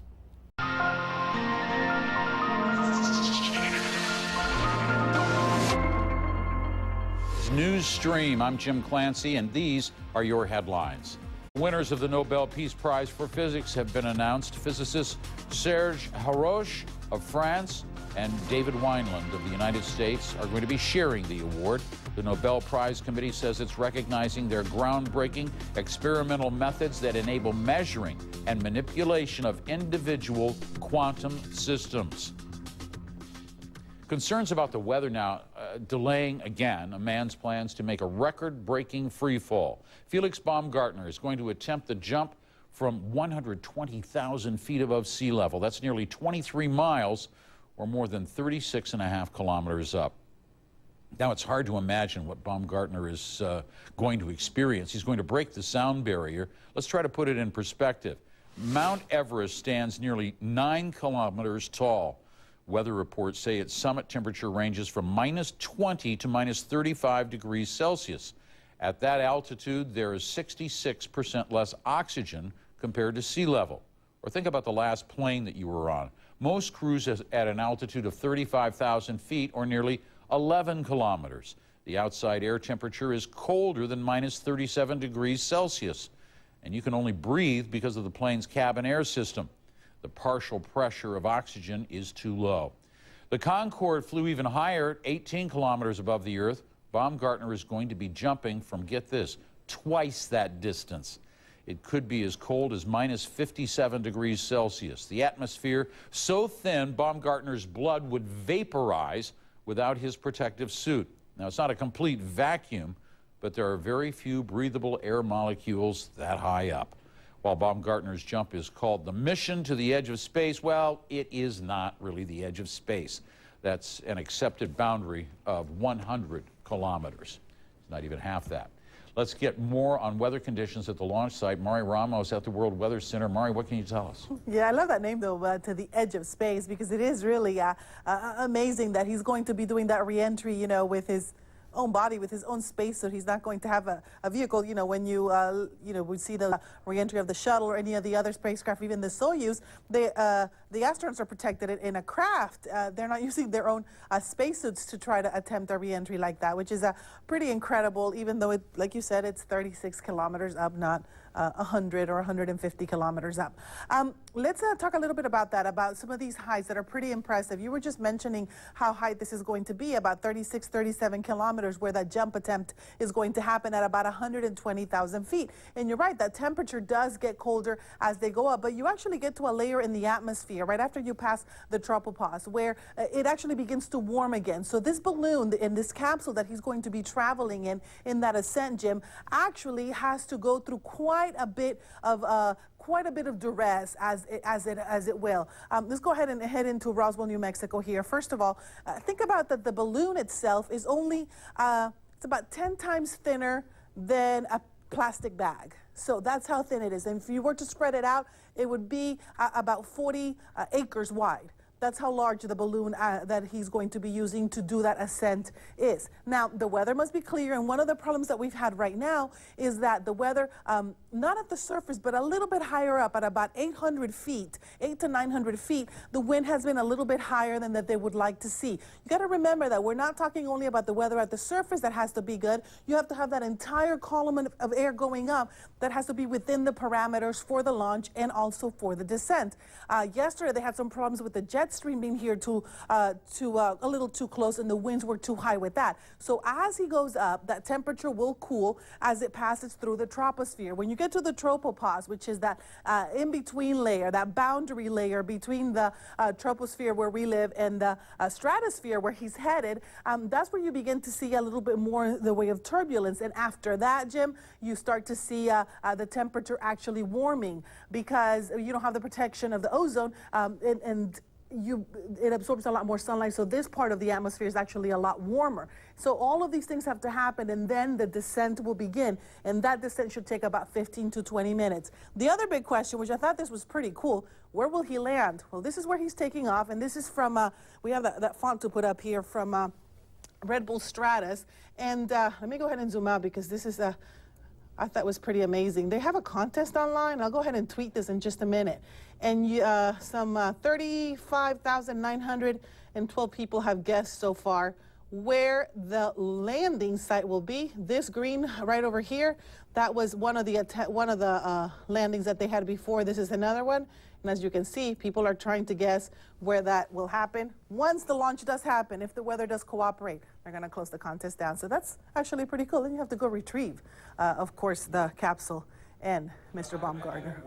I don't worry much about the temperature there. I'd be completely frozen with fear jumping from that altitude. I jumped once from like 3,000 feet, and it seemed like 50 miles. I was in an air balloon once, and it was pretty scary, especially the landing, you know, but...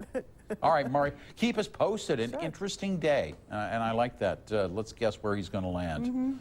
Well, Baumgartner is hoping to become the first person to break the sound barrier without a vehicle. We noted that a little bit earlier. Brian Todd, he's live at the launch site in Roswell, New Mexico. Brian, no aliens there, but, you know, what have you got going this morning? Well, Jim, they say right now it is about a 50-50 chance that this will be launched today. You heard some of the reports about the wind. What we've just been told a short time ago was that the wind speed at about 800 feet, which is about near the top of where the balloon would be inflated, is just a little bit too strong for their comfort. About 20 miles per hour up there. That's a little too strong for their comfort. You see behind me now, the sun is about to come up. What we're told is that once the sun comes up, they believe that the winds often do calm down, so that's what they're counting on. Our photojournalist Mike Love can zoom in to the capsule there. You can see it at the end of that yellow crane. The balloon is to the right of it. It is obviously not inflated yet. It is kind of sitting on its side, deflated and a little bit folded up. If this launch is a go, that will be brought out and unfolded and then inflated to about 55 stories high. It's a massive, at least it's massive height on the balloon. The balloon itself is very thin, as I know you've just been discussing. But right now, about a 50-50 chance that this mission will be launched today. They're going to, they did say there would be no launch before 9:30 a.m. Eastern time, a little less than an hour from now. They'll make a definite call on whether to go today by 10 o'clock Eastern time, a little bit less than an hour and a half from now, Jim. So that's kind of what we're waiting on right now, the final word on this. It looks to be a beautiful day here on the surface, but again, you know, the wind speeds, this balloon, while very strong and very resilient, is a little bit sensitive to the wind speed, and it's going to have to be just right for them to be able to send it up to that 120,000 foot level. So that's kind of what we're waiting on. This is a very exciting time, though. A lot of anticipation here in Roswell. This mission has been more than 5 years in the planning. Wow, 5 years in the planning. Is he already in his suit? Are they putting up some test balloons to check the wind speeds?